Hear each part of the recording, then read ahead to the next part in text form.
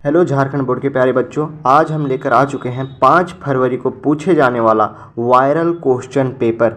तो बिना देरी किए स्टार्ट करते हैं आज का ये क्वेश्चन। ठीक है, सबसे पहले यहाँ पूछ रहा है कि what type of relation R जो है वो क्या है, A comma B comma C और बी कॉमा ए और सी कॉमा बी। तो यहाँ पे आप देख सकते हैं कि ए कॉमा बी है तो बी कॉमा ए भी है और बी कॉमा सी है तो सी कॉमा बी भी है। और जहाँ इस तरह से इसका उल्टा और इसका उल्टा और इसका उल्टा और इसका उल्टा हो तब इसे क्या कहते हैं, सिमेट्रिक कहते हैं, मतलब सममित कहते हैं। समझे? तो पहला का ऑप्शन नंबर दूसरा सही हो जाएगा। चलते हैं नेक्स्ट क्वेश्चन की तरफ। यहाँ पे दूसरा पूछ रहा है कि रिलेशन है, इफ़ रिलेशन आर जो है आर से है B such that f x जो है वो 5x + 4 है तो एफ इन्वर्स एक्स क्या होगा। तो आपको मैंने बताया था कि एफ एक्स को क्या मान लेना है, सबसे पहले वाई मान लेना है। ठीक है, तो क्या होगा कि वाई = हो जाएगा 5x + 4। अब आपको x को अकेला रखना है इधर और बाकी को सारा बराबर के इधर भेज देना है। ठीक है, उसके बाद क्या करना है, यहाँ पे y जो है वो y माइनस ये बराबर के इधर प्लस में है 4 तो क्या होगा, ये माइनस में आ जाएगा इधर बराबर के और इसके बराबर हो जाएगा 5x। अब उसके बाद अगला स्टेप में क्या होगा कि 5 जो इधर गुना में है ये बराबर के इधर भागा में आ जाएगा। तब क्या होगा y - 4 अपॉन में 5 = x। अब जहाँ पे इन्वर्स अगर पूछा है ना, इन्वर्स, तो जहाँ पे आपका x है वहाँ पे y बना देना है और जहाँ पे आपका y है वहाँ पे x बना देना है। ठीक है, तो क्या करेंगे, x की जगह अगर y होगा तो y = हो जाएगा x - 4/5। x - 4/5 देखिए ऑप्शन नंबर ये आपका सही हो जाएगा। ठीक है, तो दूसरा का क्या होगा, ऑप्शन नंबर ये सही हो जाएगा, ऑप्शन नंबर ये। ठीक है, चलते हैं नेक्स्ट क्वेश्चन की तरफ। तीसरे नंबर क्वेश्चन में पूछ रहा है कि फॉर अ ऑपरेशन, किसी ऑपरेशन के लिए डिफाइन है किस पे, थीटा पे, एज ये क्रॉस बी जो है वो बराबर है ये + b/3 के। तब पूछ रहा है कि ये क्रॉस 2 क्या होगा। तो यहाँ पे आप देख सकते हैं कि जहाँ पे ये है वहाँ पे 1 है और जहाँ पे b है वहाँ पे 2 है कि नहीं। तो इसी तरह से जहाँ ये है वहाँ 1 बैठाना है और इस इक्वेशन में। तो यहाँ पे देख सकते हैं आप क्या करेंगे, ये की जगह 1 बैठाएंगे तो क्या होगा 1 + b की जगह 2 बैठाएंगे तो 2 और नीचे क्या है 3। तो 1 + 2 और नीचे 3 तो 2 और 1 कितना होता है 3 और 3/3 क्या होगा 1। तो तीसरा का ऑप्शन नंबर बी सही हो जाएगा। ठीक है, चलिए चलते हैं अगले क्वेश्चन की तरफ। अब यहाँ पे क्या बोल रहा है, यहाँ पे बोल रहा है कि find the principal value of sine inverse √3/2। आप सबों को पता होगा कि √3/2 जो होता है वो क्या होता है, √3/2 जो होता है वो होता है साइन 60 डिग्री का वैल्यू। और साइन 60 डिग्री मतलब 60 डिग्री को हम क्या लिखते हैं, π/3। ठीक है, π/3। तो प्रिंसिपल वैल्यू क्या हो जाएगा, जब साइन इनवर्स साइन π/3 अगर हम रखेंगे तब इन्वर्स से ये वाला कट जाएगा, बचेगा क्या π/3। तब इसका चौथा का ऑप्शन नंबर तीसरा सही हो जाएगा। ठीक है, π/3। अब आते हैं हम 5वें नंबर क्वेश्चन पे। आपको जो हम पीछे वीडियो दिए थे उसमें हम बताए थे कि जो ये कॉस जो होता है, कॉस इन्वर्स 1 - x² अपॉन में 1 + x², ये डायरेक्ट होता है किसके बराबर, तो ये होता है 2 tan इनवर्स x के बराबर। ये आपको फॉर्मूला याद रखना है, ये हर साल पूछा जाता है। ठीक है, तो 5वां का ऑप्शन नंबर सी आपका सही हो जाएगा। ठीक है, चलिए छठे नंबर क्वेश्चन में आते हैं और इसमें देखते हैं क्या लिखा है कि इफ़ ये जो है वो 1 3 2 6 है तब बताइए कि 3a का मैट्रिक्स क्या होगा। ये एक मैट्रिक्स दिया है, उसमें बोला है कि ये जो है वो 1 3 2 6 है तब 3a क्या होगा। 3a मतलब इसमें देख रहे हैं कि 3 से गुना किया गया है, तब यहाँ पे अगर हम 3a से गुना कर देंगे 3 से, तब 3a सबसे गुना होगा कि नहीं, एक बार 1 से, एक बार 3 से, एक बार 2 से, एक बार 6 से। तब 3 अगर 1 से गुना हुआ तब क्या होगा, 3:3 क्या होगा, 3:3 होगा 1 होगा कि 3:3 होगा 3 और 3:, अच्छा एक मिनट हाँ हल्का नीचे ले आते हैं। हाँ चलिए 3:3 अगर करेंगे तो क्या होगा 3 होगा, 3:2 करेंगे क्या होगा 6 होगा, 3:3 करेंगे क्या होगा 9 होगा, और 3:6 करेंगे 18 होगा। तो इसका छठा का ऑप्शन नंबर सी सही हो गया। बहुत आसान था बिल्कुल। अब देखिए 7वां नंबर क्वेश्चन आता है, तो ये क्या बोल रहा है कि ए बी एक स्क्वायर मैट्रिक्स है जिसमें से ए प्लस बी का ट्रांसपोज क्या होगा। यहाँ पे देख सकते हैं कि बीच में प्लस का साइन है। क्या है बीच में प्लस का साइन है, और जहाँ पे बीच में प्लस का साइन होता है वहाँ पे जो होता है वो ट्रांसपोज का मैट्रिक्स का मतलब प्रॉपर्टी नहीं लगता है। यहाँ पे अगर प्लस है तब ये प्लस डायरेक्ट उसी पे लग जाएगा, तब क्या हो जाएगा ये का ट्रांसपोज प्लस बी का ट्रांसपोज। अगर यही रहता ये बी का ट्रांसपोज तो यहाँ पे ये दोनों अगर गुणा में है तब ये उल्टा होके ट्रांसपोज लगता है। कैसे लगेगा बी का ट्रांसपोज और ये का ट्रांसपोज कब होगा जब ये गुणा में होगा। ठीक है, यहाँ पे प्लस में, इसीलिए इसका ऑप्शन नंबर बी सही होगा, मतलब दूसरा सही हो जाएगा 7वां का। चलिए ठीक है, 8वां नंबर में क्या है कि इफ़ x + 3 6, ये सब जो मैट्रिक्स है ये मैट्रिक्स देखिए इक्वल मैट्रिक्स है क्योंकि बीच में बराबर है और ये मैट्रिक्स है, ऐसे जो है ये मैट्रिक्स होता है। ठीक है, अगर यही होता अगर ऐसे तब इसको डिटर्मिनेंट सॉल्व करते, लेकिन यहाँ पे क्या है ये मैट्रिक्स ही है, तब ये इक्वल मैट्रिक्स है, तब कॉरस्पॉन्डिंग एलिमेंट को बराबर कर देंगे, कोना वाला कोना के बराबर, ये कोना वाला वो कोना के बराबर, तब ये x + 3 7 के बराबर हो जाएगा। तब x + 3 = अगर हम 7 करेंगे तब x बराबर 7 - 3 मतलब 4, x बराबर आ गया 4।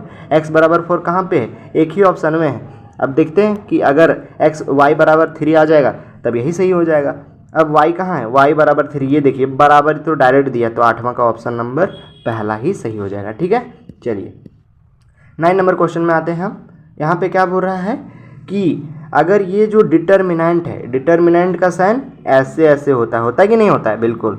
डिटर्मिनेंट जो है ये क्या बोल रहा है कि अगर ये डिटर्मिनेंट है किसके बराबर है, किसके बराबर है। तो अगर हम R2 मतलब रो 2 को अगर हम रो 2 + रो 3 अगर हम लिख देते हैं, अगर जोड़ देंगे R2 में रो 2 में रो 2 को और रो 3 को, तब क्या हो जाएगा, तब हो जाएगा यहाँ भी क्या ये 1 1 1 तो रहेगा ऊपर में, यहाँ हो जाएगा x + y + z, यहाँ भी x + y + z, और यहाँ भी x + y + z, तीनों जगह x + y + z सेम चीज़ हो जाएगा, और नीचे z x y।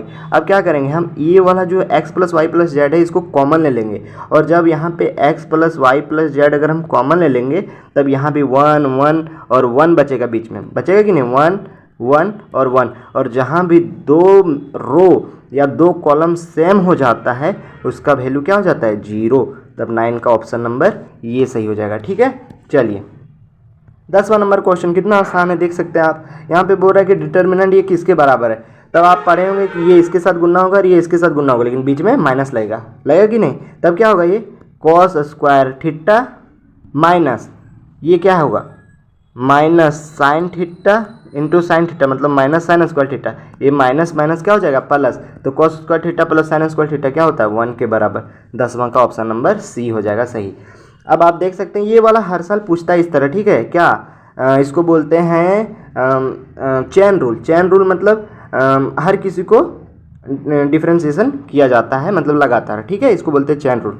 यहाँ पे देख सकते हैं लिखा है 10x², तब 10x² का डिफ्रेंशिएशन क्या होगा, तो x² का डिफ्रेंशिएशन क्या होता है 2x होता है, x² का जो पहले पावर होगा उसका पहले डिफ्रेंशिएशन किया जाता है, तब x² का डिफ्रेंशिएशन 2x, और 10x का डिफ्रेंशिएशन sec²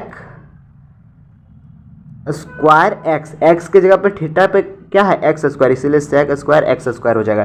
कहाँ पे ये वाला कहाँ पे है, तो 2x यहाँ पे, ऑप्शन नंबर 2, इसका 11 का ऑप्शन नंबर 2 सही हो जाएगा। ठीक है, चलिए अब ये तो डायरेक्ट फार्मूला बेस्ड है कि साइन इनवर्स x का इंटीग्रेट मतलब डिफ्रेंशिएशन क्या होगा, तो इसका हो जाता है क्या 1 - 1/√1 - x², और ये क्या है ये cos इनवर्स x का है इंटीग्रेशन। ठीक है, मतलब cos इनवर्स x का डिफ्रेंशिएशन है, और ये क्या है ये tan इनवर्स x का डिफ्रेंशिएशन है। अगर साइन का पूछा तो साइन का ये हो जाता है। ठीक है, याद रखिएगा फार्मूला साइन cos और tan तीनों का कम से कम। चलिए ठीक है, 13 नंबर क्वेश्चन क्या बोल रहा है कि log sec x किसके बराबर है। तो हम जानते हैं कि log x जो होता है उसका डिफ्रेंशिएशन क्या होता है, यहाँ x की जगह कुछ भी हो सकता है कि नहीं, तो यहाँ x की जगह पे क्या है sec x है, तो log x का डिफ्रेंशिएशन होता है 1/x, तो x की जगह पे क्या है यहाँ sec x, तो इसका क्या हो जाएगा इसका हो जाएगा रुकिए और इसका हो जाएगा क्या, इसका हो जाएगा 1/sec x, क्योंकि x की जगह sec ही है, 1/sec x। अब sec x का डिफ्रेंशिएशन क्या होता है, तो इसका होता है sec x into tan x। ठीक है, ये भी गुणा में है, ये गुणा में है। तो आप देख सकते हैं कि sec से sec खत्म, बचा क्या tan x। तब 13 का ऑप्शन नंबर क्या होगा, सिर्फ दूसरा सही हो जाएगा। 13 का ऑप्शन नंबर दूसरा सही हो जाएगा। ठीक है, 13 का ऑप्शन नंबर दूसरा सही होगा, क्योंकि sec से sec कट गया और बचा क्या, सिर्फ tan बचा। चलिए 14 नंबर क्वेश्चन, यहाँ पे क्या बोल रहा है कि x बराबर है ये cos थीटा और y बराबर है ये sin थीटा। पूछ रहा है कि dy अपॉन में dx क्या होगा। तो देखिए यहाँ थीटा दिया है ना, तो सबसे पहले थीटा के रिस्पेक्ट में इसको डिफ्रेंशिएट करेंगे। तो सबसे पहले क्या करेंगे, इसका हम डिफ्रेंशिएट कर लेते हैं। ठीक है, dx अपॉन में d थीटा। ठीक है, dx अपॉन में d थीटा करेंगे। तब देखिए ये तो यहाँ पे कोई मतलब कांस्टेंट है, तो ये ऐसे ही रहेगा। और cos x का डिफ्रेंशिएशन होता है माइनस साइन x। क्या होता है, minus sine x, minus sine theta, theta x बोल रहे हैं। तब क्या हो जाएगा, ये माइनस ये साइन थीटा। याद रखिएगा कि dx अपॉन में d थीटा क्या था, माइनस ये साइन थीटा। ठीक है, अब आगे देखते हैं dy अपॉन में d थीटा। तो dy अपॉन में d थीटा क्या हो जाएगा, इसको करेंगे क्योंकि y के रिस्पेक्ट में थीटा। तब ये और साइन थीटा का ये कांस्टेंट था, इसलिए ये का ये साइन थीटा का होता है डिफ्रेंशिएशन cos थीटा, होता है कि नहीं। अब यहाँ पे बोल रहा है क्या, dy अपॉन में dx। अब ये दोनों आपको याद रखना होगा, मतलब यहाँ पे स्पेस कम है इसीलिए हम अलग अलग करके बनाए थे। अब देखिए dy अपॉन में dx कैसे लिख सकते हैं, dy अपॉन में d थीटा अपॉन में dx अपॉन में d थीटा। अब ये वाला सबसे ऊपर जाएगा, ये वाला ऐसे जाएगा, तो डायरेक्ट काट देते हैं, ये वाला इससे कट जाएगा और ये वाला अगर यहाँ जाएगा तो क्या होगा, dy अपॉन में d थीटा हुआ। अब आपको याद होगा कि dy अपॉन में मतलब dy अपॉन में dx होगा ना। हाँ, dy अपॉन में d थीटा क्या आया था ये cos थीटा आया था बटा, और dx अपॉन में d थीटा आया था माइनस ये साइन थीटा। अब देखिए ये वाला ये से ये खत्म, और cos थीटा अपन में sin थीटा क्या होता है, cot थीटा, लेकिन ये माइनस रह गया है। अब माइनस cot थीटा होगा, समझे।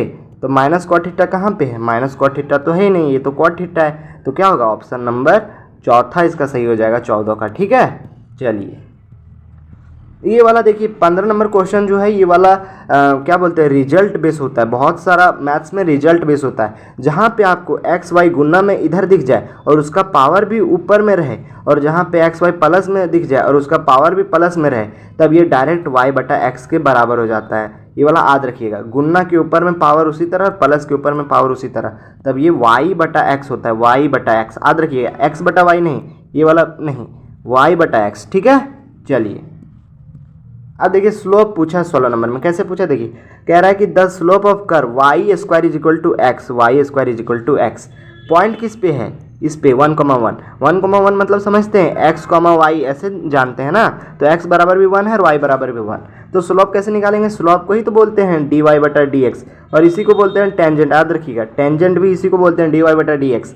ठीक है, और स्लोप भी इसी को बोलते हैं। तो dy बटा dx बराबर क्या हो जाएगा, मतलब कैसे करेंगे, तो इसका डिफ्रेंशिएशन करना पड़ेगा ये वाई स्क्वायर का। तो वाई स्क्वायर का डिफ्रेंशिएशन 2y dy अपॉन में dx हुआ, और x का डिफ्रेंशिएशन 1 होता है तो 1 होगा। अब ये इधर गुना में है तो इधर जाएगा बराबर के इधर भागा में हो जाएगा। तो dy बटा dx क्या हो जाएगा, dy बटा dx हो जाएगा 1/2y। ठीक है, अब किस पे बोला है, 1,1 पे, तो y के जगह पे 1 पुट करेंगे तो 1/2। तब देख सकते हैं कि dy अपॉन में dx मतलब स्लोप जो होगा वो किसके बराबर हो जाएगा, 1/2 के। 1/2 कहाँ है, पहला ऑप्शन, 16 का ऑप्शन नंबर ये। ठीक है, चलिए 17 नंबर क्वेश्चन में आते हैं। तो 17 नंबर क्वेश्चन क्या बोल रहा है पता है, कि द स्लोप ऑफ नॉर्मल, यहाँ पे आपको हाईलाइट क्या करना है पता है, नॉर्मल। नॉर्मल आपको याद रखना, नॉर्मल। ठीक है, यहाँ किसका स्लोप पूछा है, नॉर्मल का। To the curve y is equal to 2x square plus 3x at x is equal to 0। यहाँ x बराबर 0 पे मतलब पूछ रहा है। ठीक है, x बराबर 0 पे, तब कैसे करेंगे, तो आपको सबसे पहले निकालना है क्या पता है, dy अपॉन में dx।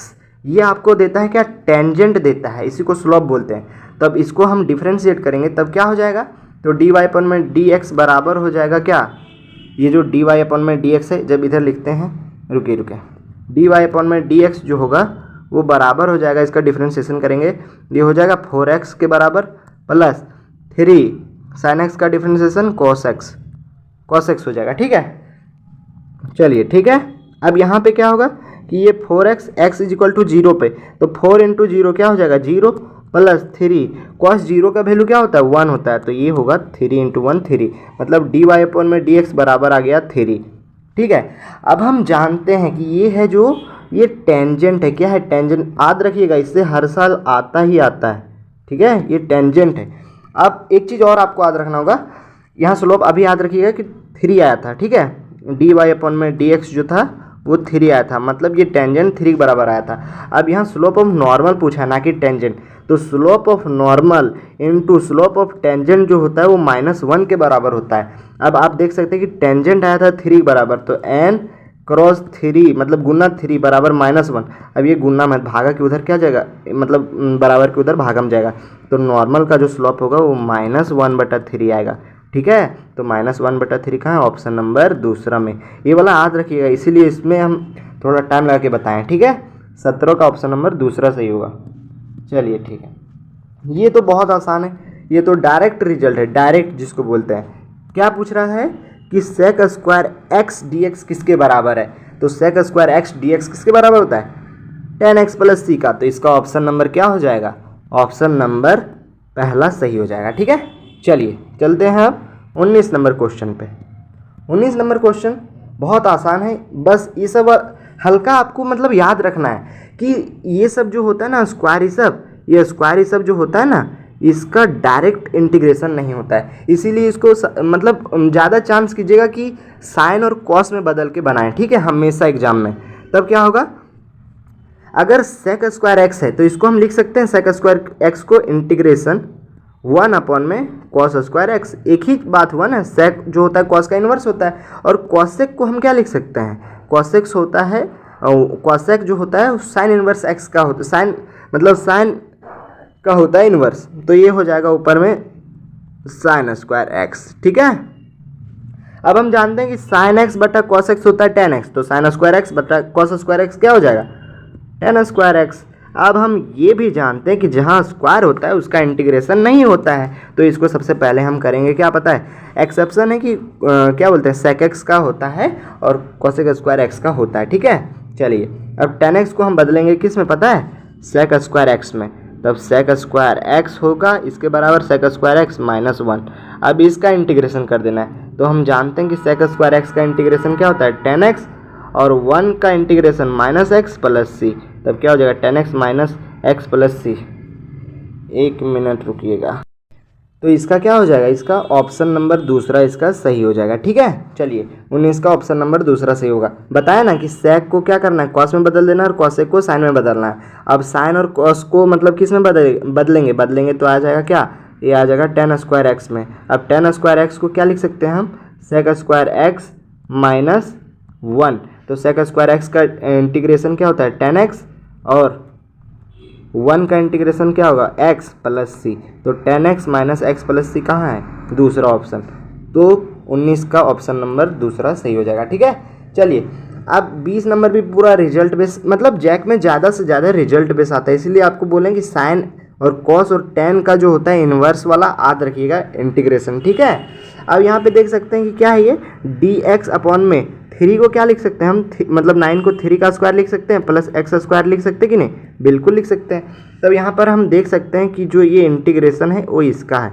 अब ये किसका इंटीग्रेशन होता है, वो होता है tan इनवर्स x का, तो इंटीग्रेशन जो होगा 1 बटा ये tan इनवर्स x बटा ये के बराबर हो जाएगा।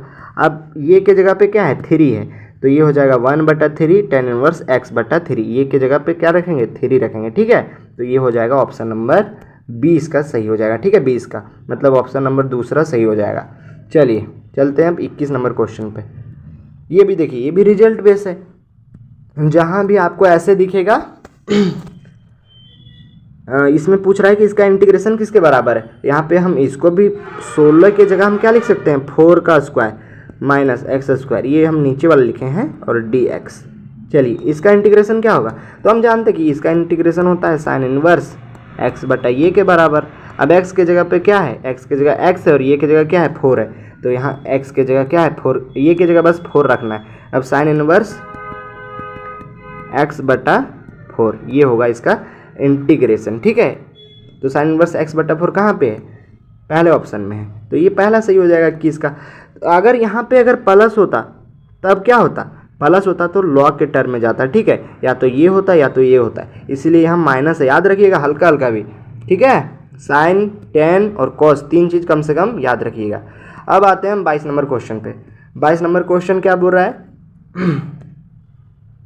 कि the radius of a circle, circle का रेडियस क्या है, इज इंक्रीजिंग, इंक्रीज हो रहा है, ठीक है, कितना पे, रेट ऑफ 0.3 सेंटीमीटर पर सेकेंड। अच्छा, the rate of increase of its perimeter, मतलब रेट किसका पूछ रहा है पता है, इंक्रीज ऑफ पेरीमीटर। जहाँ भी आपको रेट बोले, रेट मतलब क्या होता है पता है, dy/dx, मतलब उसका डिफ्रेंसिएशन ही करना पड़ता है, ठीक है। अब यहाँ पे बोल रहा है कि रेट 0.3 सेंटीमीटर दिया है, इसका मतलब क्या है, रेट मतलब क्या है, ये रेडियस है, तो रेडियस को dr/ रेडियस टाइम के हिसाब से बढ़ेगा, तो dr/dt जो होगा वो 0.3 सेंटीमीटर पर सेकेंड है, ठीक है। अब हम जानते हैं कि पेरीमीटर मतलब जो होता है पेरीमीटर, वो सर्कल का कितना होता है, सर्कल का पेरीमीटर होता है 2πr, ठीक है। तो पेरीमीटर बराबर हो गया 2πr, हुआ कि नहीं हुआ, बिल्कुल हुआ।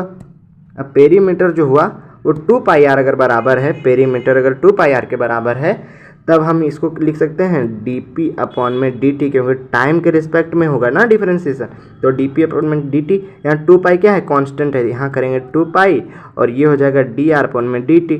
अब dr/dt किसके बराबर है, dr/dt होगा 0.3 के बराबर, तो 0.3 इंटू 2π करेंगे, तब क्या होगा 2π इंटू 0.3, तब 0.3 मतलब 0.3 गुणन 2 हो जाएगा 0.6 पाई, ठीक है। तो 0.6 पाई इसका रेट ऑफ इंक्रीज पेरीमीटर है, तो 0.6 पाई कहाँ है, 22 का ऑप्शन नंबर दूसरा, 22 का ऑप्शन नंबर दूसरा सही, ठीक है। चलिए 23 नंबर क्वेश्चन में आते हैं। ये भी देखिए पूरा बेसिक क्वेश्चन है, ये भी 23 नंबर। क्या पूछ रहा है यहाँ पे पूछ रहा है कि बताइए b मतलब लोअर लिमिट ये से लेके b तक x² जो है वो मतलब इंटीग्रेशन किसके बराबर है। हम लोग जानते हैं कि इंटीग्रेशन जो होता है, अगर x⁴n का अगर इंटीग्रेशन पूछा है तब ये होता है x⁴n+1/n+1, ये होता है इंटीग्रेशन। अब यहाँ पे हम देख सकते हैं कि यहाँ पे क्या है कि x² है, x² मतलब x⁻³ हो जाएगा इसका इंटीग्रेशन, लेकिन यहाँ पे लोअर लिमिट ये है और अपर लिमिट b है, ठीक है। तो जहाँ पे x है वहाँ पे b और ये बैठाएंगे नहीं, बिल्कुल।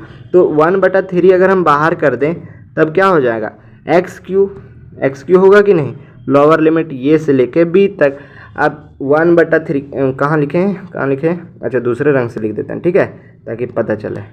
अब क्या लिख सकते हैं, हम लिख सकते हैं 1/3, अब x के जगह पे ये और b पुट करेंगे तो क्या हो जाएगा, bq माइनस ये q।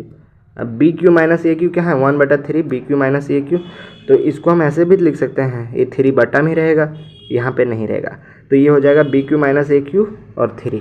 तो 23 का ऑप्शन नंबर ये सही हो जाएगा, ठीक है। 23 का ऑप्शन नंबर क्या होगा, ये सही हो जाएगा, ठीक। चलिए 23 का ऑप्शन नंबर ये सही हो जाएगा। अब आते हैं हम 24वां नंबर क्वेश्चन पे। ये वाला आपके जो पहले दिए थे हम वीडियो, उसमें भी ये वाला था कि अगर लोअर लिमिट 1 से लेकर √3 तक है dx/1 + x² है, तब ये किसके बराबर होगा। तो आपको पता होगा कि ये जो है वो tan 1x का इंटीग्रेशन है, तब लिखेंगे हम tan 1x 1 से लेकर √3 तक, होगा कि नहीं। अब ये भी लोअर लिमिट अपर लिमिट जिस तरह से रखते हैं उस तरह रखेंगे, तब क्या हो जाएगा, ये हो जाएगा tan 1 √3 माइनस √3 माइनस tan 1। अब हम जानते हैं कि tan 1 √3 क्या होता है, मतलब ये 60 डिग्री होता है, और 60 डिग्री को क्या लिखते हैं हम, π/3 माइनस tan 45 क्या होता है ना, 45 को क्या लिखते हैं, π/4। अब अगर हम 3 और 4 का एलसीएम लेंगे तो क्या होगा, 12 होगा। अब 3 को 12 से करेंगे 4 बार में, तो ये हो जाएगा 4π माइनस 4 बार में, मतलब ये होगा 3π। तो 4π माइनस 3π क्या होता है, π/12। तो ये क्या होगा, ये π/12 के बराबर होगा। 24 का जो हो जाएगा वो हो जाएगा ऑप्शन नंबर 3 सही हो जाएगा, 3, ठीक है, ऑप्शन नंबर 3 सही हो जाएगा। चलिए चलते हैं अब नेक्स्ट क्वेश्चन की तरफ, ठीक है। चलिए, इसका पाई अपॉन में 12 बोले थे, ठीक है, याद रखिएगा कि पाई अपॉन में 12 होगा इसका बराबर 24 नंबर क्वेश्चन का। अब देखिए 25 नंबर क्वेश्चन, ये वाला लगभग 1 साल छोड़ के 1 साल आता है, ठीक है। यहाँ पे क्या बोल रहा है कि ये जो है 25 नंबर क्वेश्चन की माइनस पाई अपॉन में 2 से पाई बटा 2 तक साइन इनवर्स साइन पर पावर 9x किसके बराबर है। तो आप जानते हैं कि ये साइन जो होता है वो ऑड फंक्शन होता है, और ऑड फंक्शन जहाँ पाई बटा 2 से मतलब माइनस पाई बटा 2 से पाई बटा 2 के बराबर होता है वो 0 के बराबर हो जाता है। डायरेक्ट ऑड फंक्शन 0 के बराबर, बस याद रखिएगा इतना। 25 का ऑप्शन नंबर 3 हो जाएगा। अब यहाँ पे हल्का सा मिसप्रिंट है, 1 सेकेंड। अब देख सकते हैं यहाँ पे क्या होगा, यहाँ पे होगा 2। अरे चल जा भाई, हाँ यहाँ पे 2 है, ठीक है। नहीं रुकिए, गलत जगह पे हो गया ना, 1 सेकेंड। हाँ अरे भाई रुक जाओ, यहाँ पे ना, यहाँ पे क्या हो जाएगा कि यहाँ पे ना ये जो स्क्वायर है यहाँ पे हो जाए, मतलब डी स्क्वायर हो जाएगा, ठीक है, तब ये क्वेश्चन सही होगा, याद रखिएगा, ठीक। इसलिए आपको जूम करके हम बता दिए, ये वाला मिसप्रिंट हो गया हल्का, ठीक है। 26 नंबर क्वेश्चन क्या बोल रहा है कि बताइए ऑर्डर, बताइए इसका ऑर्डर। अब हम आपको बताए थे कि ऑर्डर जो होता है, ऑर्डर जो होगा वो क्या बताता है, तो ऑर्डर बताता है हमेशा उसका कितना बार डेरिवेटिव किया गया है, डेरिवेटिव। और डिग्री बताता है क्या पता है, डिग्री बताता है पावर कितना, और ऑर्डर बताता है डेरिवेटिव बताता है ऑर्डर। तो जो हाईएस्ट डेरिवेटिव होगा, तो हाईएस्ट डेरिवेटिव ज़्यादा 2 बार इसका डिफ्रेंशिएशन किया गया है, ना कि 1 बार। तो ज़्यादा डिफ्रेंशिएशन कितना बार किया गया, 2 बार, तो इसीलिए इसका ऑर्डर हो जाएगा 2 मतलब 2, ठीक है। और अगर यहीं पे अगर पूछ देता है इसका डिग्री, तो जो हाईएस्ट डेरिवेटिव ज़्यादा बार डेरिवेशन किया गया है उस पर जो पावर होता है ज़्यादा, उसी को बोलते हैं हाईएस्ट डिग्री। तो डिग्री इसका भी 2 हो जाता है और ऑर्डर भी इसका 2 है, ठीक है। तो ऑर्डर क्या है, 26 का पहला नंबर सही है, ठीक है, 26 का ऑप्शन नंबर ये सही है।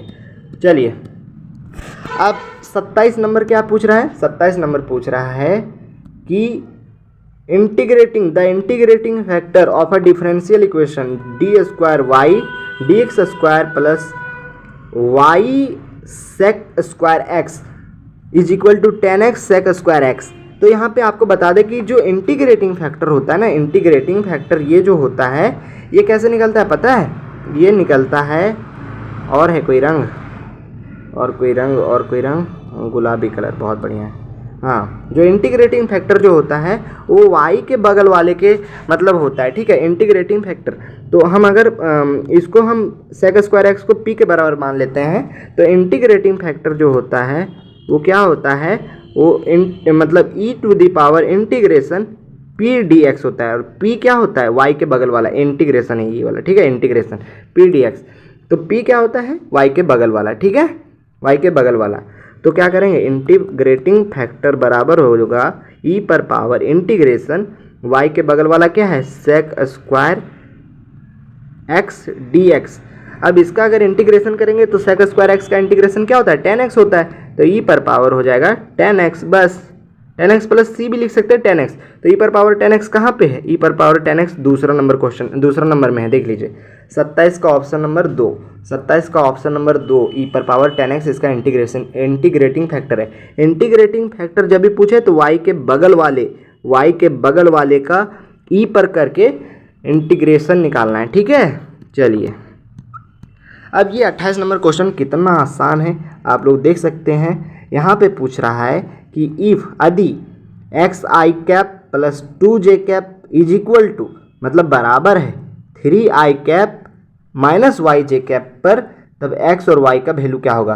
तो आपको बता दें कि ये सब जो होता है ना ये वेक्टर में, तब i का जो कॉफिशिएंट है वो i के कॉफिशिएंट के बराबर होता है। तब यहाँ पे देख सकते हैं i के बगल में यहाँ 3 है और i के बगल में x है, तो x बराबर 3 हो गया डायरेक्ट।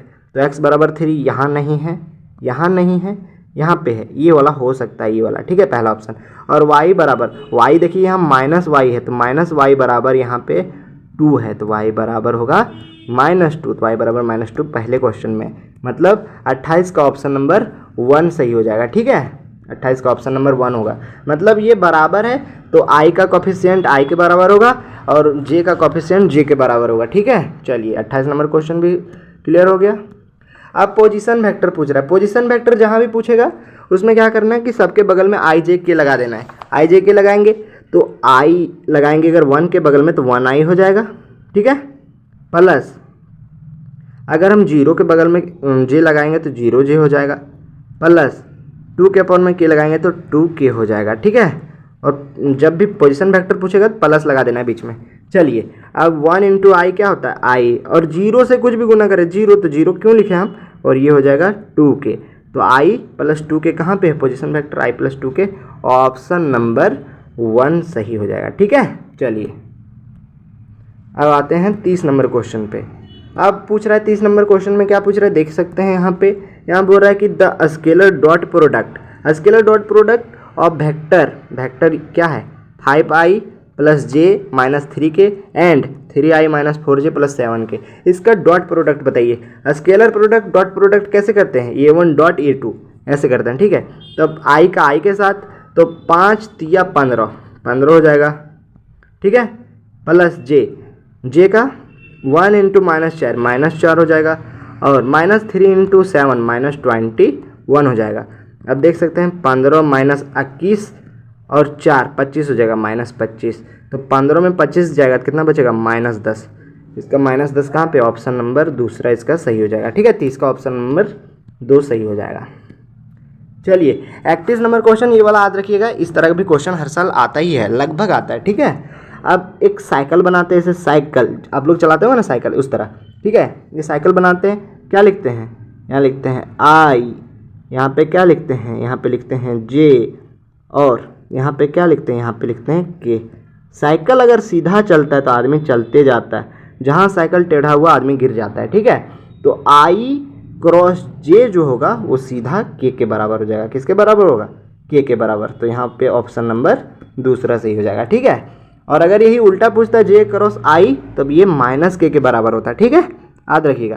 तो ये किसके बराबर होगा, आई क्रॉस जे, क्योंकि सीधा साइकिल चल रहा है तो के बराबर होगा। ठीक है, चलिए 32 नंबर क्वेश्चन, ये वाला याद रख लीजिएगा वरना हम बता भी देते हैं। यहाँ पे ये माइनस बी क्रॉस ये प्लस बी ये होता है 2 ये क्रॉस बी के बराबर। कैसे होता है आप लोग को अभी हम दिखा देते हैं। ठीक है, अब हम जानते हैं कि इसको हम ऐसे भी लिख सकते हैं कि ये वेक्टर जो होगा वो क्रॉस होगा ये प्लस बी वेक्टर के, लिख सकते हैं।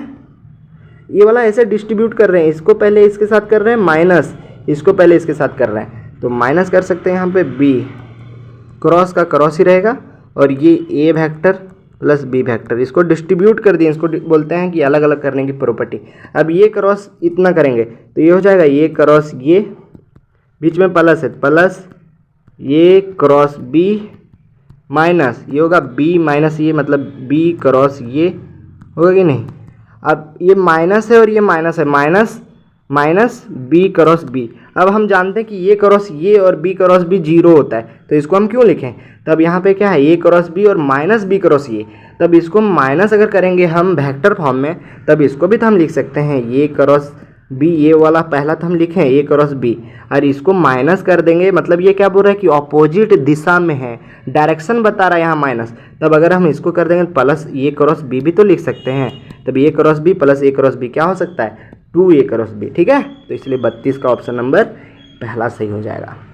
चलिए 33 नंबर क्वेश्चन, यहाँ पे बहुत बच्चे ने एग्जाम में अगर ये वाला पढ़ के नहीं जाएंगे तो ये 1 मार्क के आ जाएंगे। क्यों, क्योंकि यहाँ पे कुछ दिया ही नहीं है। यहाँ पे पूछ रहा है कि ये डॉट ये किसके बराबर है। अगर यहाँ पे बोल देता कि ये एक यूनिट वेक्टर है, यूनिट बोल देता तब ये सही होता, लेकिन लेकिन लेकिन यहाँ पे नहीं बोला है कि यूनिट वेक्टर है कि क्या है। तब जहाँ भी आपको ये डॉट ये मिले तो वो उसके मैग्नीट्यूड के स्क्वायर हो जाता है। ठीक है, ये वाला बहुत बेसिक है, याद रखिएगा। ठीक है, चलिए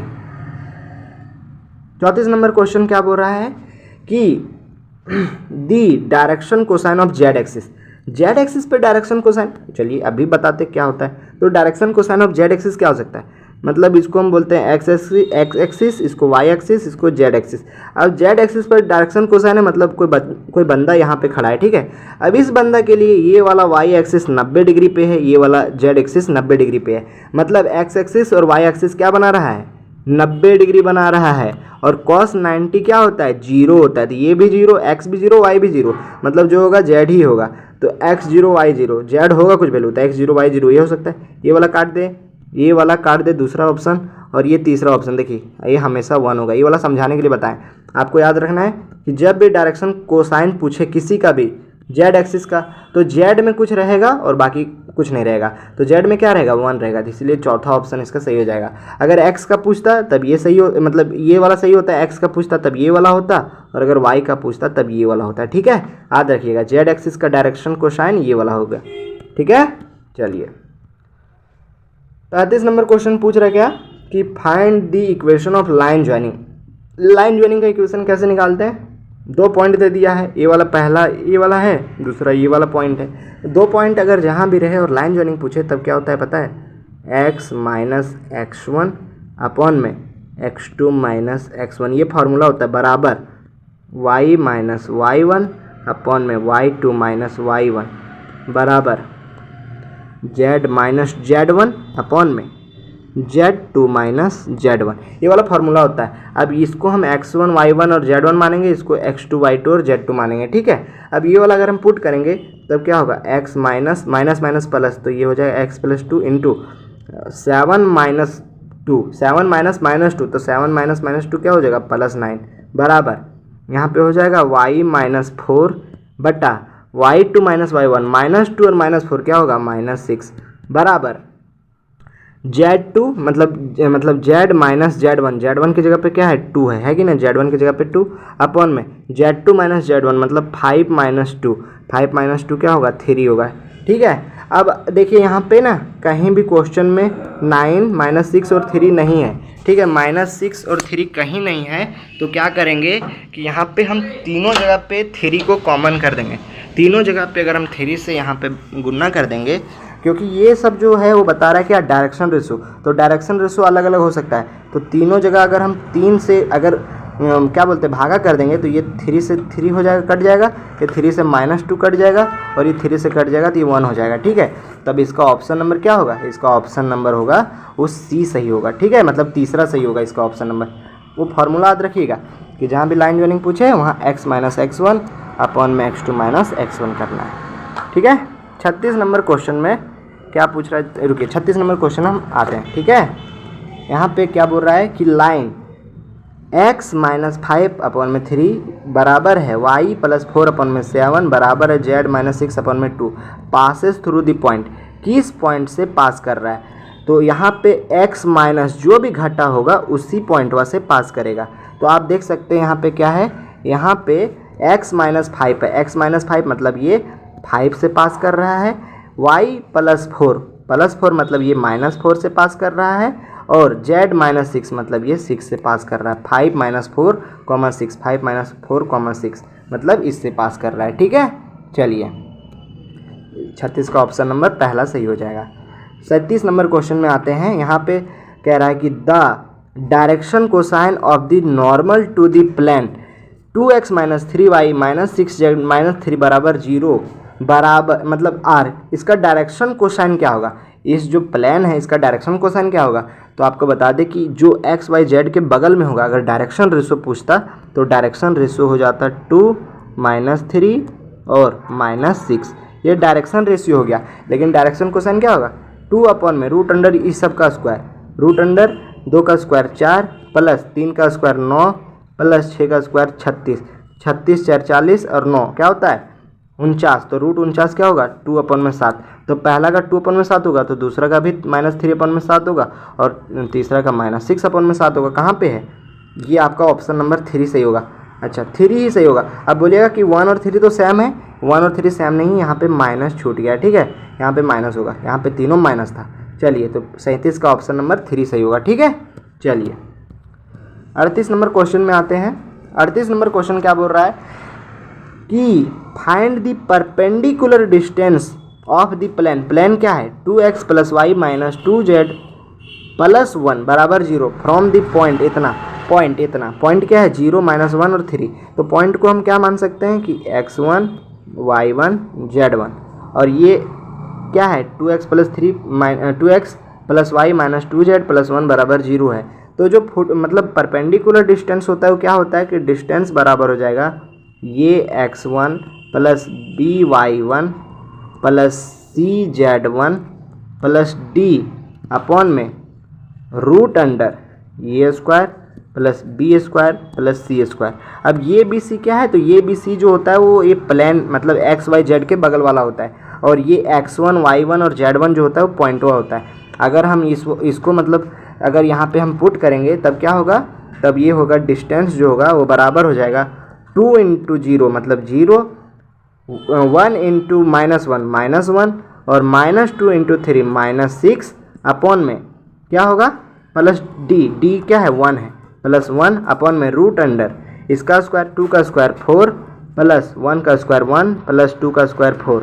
ठीक है, तो डी जो हो जाएगा वो क्या हो जाएगा, ये -1 + 1 खत्म, 6 अपॉन में 4 4 8 और 1 9, √9 का बाहर आएगा तो क्या होगा 3, तो √9 अगर बाहर आएगा तो क्या होगा 3। अब 3 × 2, 3 से 6 जो है वो 2 बार में कटता है। ठीक है, तो 3 से अगर 6 2 बार में कटा तो इसका जो परपेंडिकुलर डिस्टेंस होगा वो क्या होगा 2 के बराबर। तो 38 का ऑप्शन नंबर 3 सही हो जाएगा 2। ठीक है, अब आते हैं हम 39 नंबर क्वेश्चन पे। यहाँ पे बोल रहा है कि अगर इफ़ पी ए जो है वो 3/8 है, पी बी जो है 1/2 है और पी ए इंटरसेक्शन बी जो है 1/4 है, तब बताइए कि पी ए बाई बी कितना होगा। तो आपको हम ये वाला पिछले वीडियो में बताए थे कि पी ए बटा बी मतलब क्या है पी ए इंटरसेक्शन बी, और नीचे जो है उसको सिंपल बेचारा को नीचे ऐसे ही रखना है, मतलब उसको सिंगल कर देना है। ठीक है, अब पी ए इंटरसेक्शन बी क्या दिया है 1/4, तो 1/4 बटा पी बी क्या दिया है 1/2, यहाँ करेंगे 1/2, नीचे वाला सबसे ऊपर जाएगा, तब क्या हो जाएगा ये 2/4 मतलब 1/2। बी किसके बराबर 1/2 के, तो ऑप्शन नंबर दूसरा सही हो जाएगा। ठीक है, ऑप्शन नंबर दूसरा सही होगा 39 का। चलिए लास्ट क्वेश्चन जो है वो 40 है। क्या बोल रहा है कि यदि पी ए बराबर 3/8 है, पी बी बराबर 1/3 है, पी ए इंटरसेक्शन बी बराबर 1/4 है, तो बताइए मतलब पी ए यूनियन किसके बराबर होगा बी। तो ये तो फॉर्मूला बेस्ड है, सिंपल सी बात है। तो पी ए यूनियन बी जो होता है, ये यूनियन बी जो होता है वो बराबर होता है किसके पी ए का प्लस पी बी का minus P A intersection B का। होता है कि नहीं, बिल्कुल होता है। पी ए जो होता है वो किसके बराबर होता है, पी ए यहाँ पे क्या दिया है पी ए 3/8 है, पी ए 3/8 है, पी बी क्या है 1/3 है, 1/3 minus P A intersection B 1/4।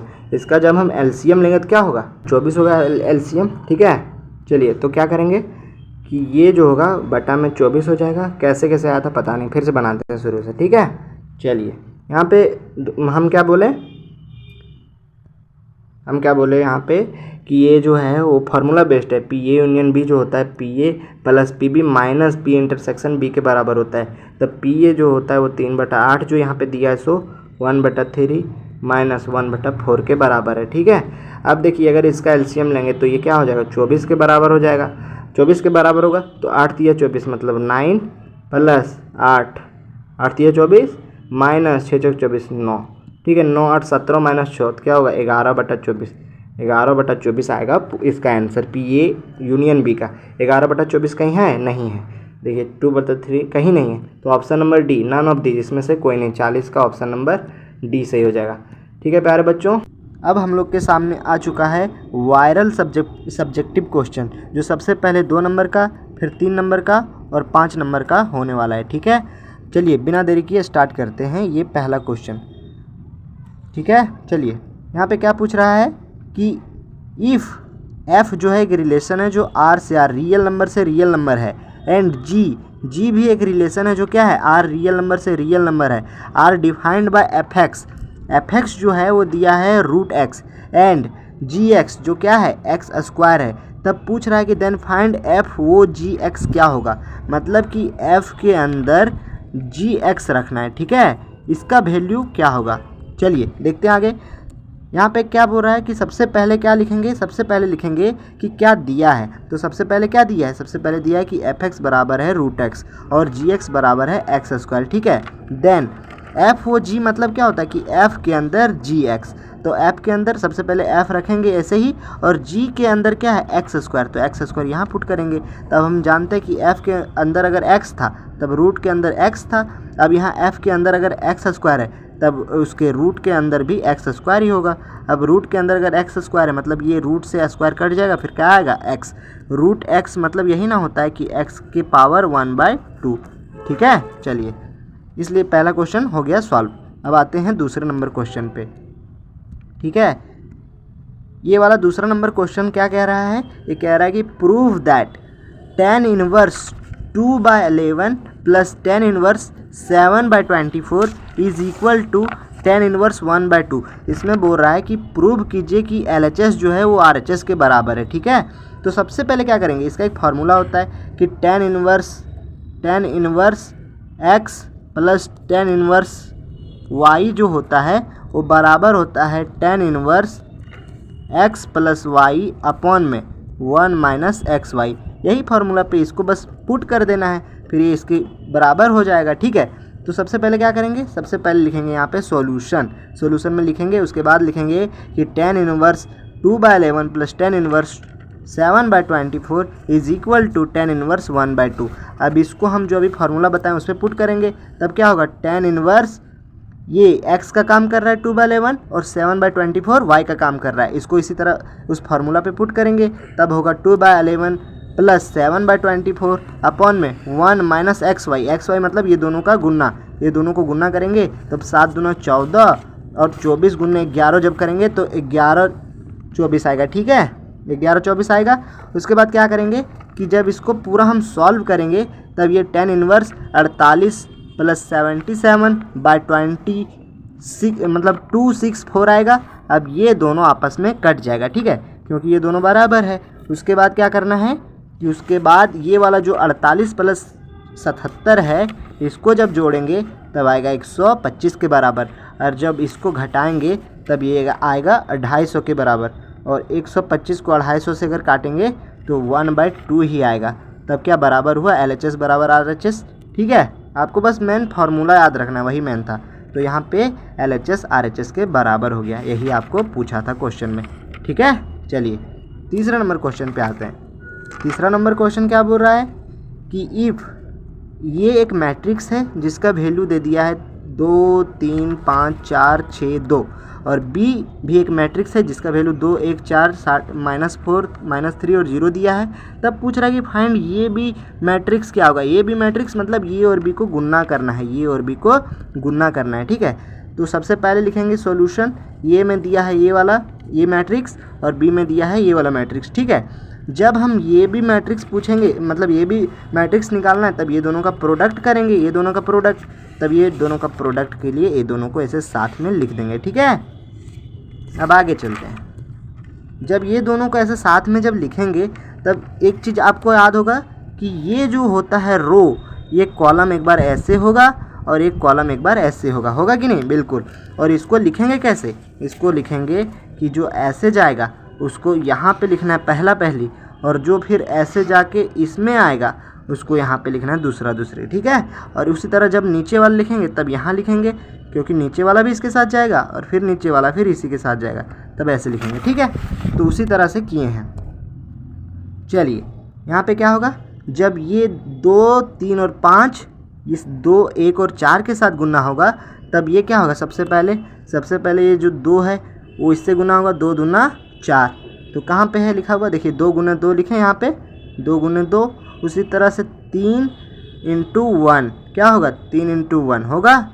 उसी तरह से 5 गुना 4 5 गुना 4 ऐसे लिख दिए।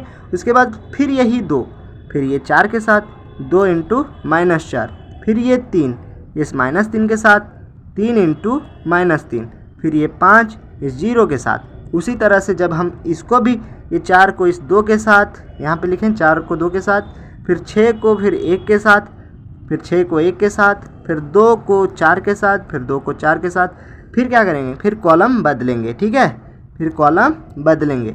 कॉलम बदलेंगे, फिर 4 को इस -4 के साथ, देखो 4 को -4 के साथ हैं, फिर देखो 6 को -3 के साथ, 6 को -3 के साथ, फिर 2 को 0 के साथ, तो 2 को 0 के साथ। अब इसको जब हम सॉल्व करेंगे, बीच में हमेशा प्लस देना है, ये चीज़ आपको याद रखना है कि बीच में हमेशा प्लस होगा, ये वाला अलग, ये वाला अलग, ठीक है। बीच में हमेशा प्लस देंगे, तब क्या होगा कि 2 दूने 4 और 4 और 3 एकम 3, 4 3 7 और 7 और 20 कितना हो गया 27। तब देखो यही वाला सेम चीज़ यहाँ लिखे है, इसको जब जोड़ेंगे तब आएगा 27 -17 22 और -34, ठीक है। बस यही वाला आपका हो गया फाइनल आंसर, क्योंकि यही तो हमको पूछा था, ए और बी मैट्रिक्स क्या होगा गुणा में। चलते हैं आगे क्वेश्चन की ओर, ठीक है। आपको सॉल्यूशन करना है अपने हिसाब से। चलिए अब आते हैं हम अगले नंबर क्वेश्चन पे। यहाँ पे क्या पूछ रहा है कि कह रहा है कि यदि क्या है यहाँ पे, यदि y बराबर x पर पावर sin x है, तब dy/dx क्या होगा। dy/dx मतलब डिफ्रेंशिएशन क्या होगा, ठीक है। तो हम मानते हैं, क्या मानते हैं सबसे पहले, तो सबसे पहले हम मानते हैं कि y जो है वो sin x के बराबर है, x पर पावर sin x के बराबर है, ये दिया हुआ है। तो हम टेक कर लेते क्या, लॉगरिथमिक ऑन बोथ साइड, दोनों तरफ अगर हम लॉग लिख देंगे, यहाँ पे लॉग है लिखा, ठीक है, ये लॉग लिखा है, दोनों तरफ अगर हम लॉग लिखेंगे तब क्या होगा, इधर भी लॉग और इधर भी लॉग, तब क्या होगा log y बराबर log x पर पावर sin x। अब हम जानते हैं कि दोनों का क्या पूछा था, डिफ्रेंशिएशन पूछा था, dy/dx ही तो पूछा था। तब क्या करेंगे, दोनों तरफ डिफ्रेंशिएट कर देंगे, तो log y का डिफ्रेंशिएशन क्या होगा 1/y dy/dx। अब यहाँ पे एक प्रॉपर्टी यूज होगा, log x पर पावर कुछ भी रहे, ई वाला ऐसे आ जाता है नीचे, तब इसीलिए log जो है साइन, वो साइन आ जाएगा नीचे, समझे। तब साइन जब नीचे आएगा तब क्या होगा, यहाँ पे एक स्टेप छूट गया है, यहाँ पे क्या होगा कि log y बराबर log y का जो डिफ्रेंशिएशन होगा 1/y dy/dx होगा, और ये जब साइन जो है वो नीचे आएगा ना, तब ऐसे बन जाएगा sin x into log x। अब हम जानते हैं कि जहाँ पे दो चीज़ गुना में रहता है और इसका अगर डिफ्रेंशिएशन पूछ देता है, तब हम जानते हैं कि सबसे पहले पहला का डिफ्रेंशिएशन करेंगे, दूसरा को छोड़ देंगे, फिर पहला का नहीं करेंगे और दूसरा का करेंगे, और बीच में प्लस लगेगा, वही वाला यहाँ पे बस वही छूटा है, बाकी सब लिखा हुआ है, ठीक है।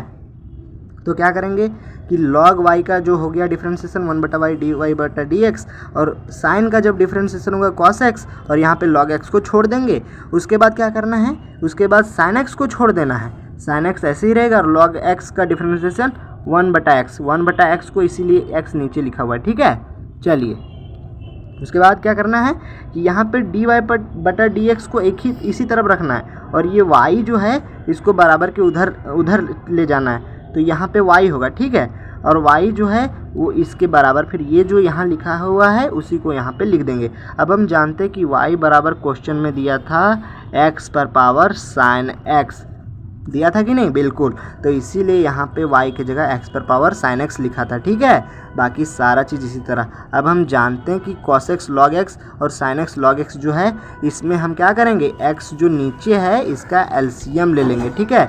अगर हम x एलसीएम लेंगे तो x इसके साथ गुना हो जाएगा, इसलिए यहाँ पे है x cos x log x plus sin x। बस आगे आपका dy/dx। यहाँ पे मेन काम यही था कि y के जगह पे जो क्वेश्चन में दिया था x पर पावर sin x वही वाला रखना है। बाकी हो गया आपका क्वेश्चन सॉल्व, ठीक है।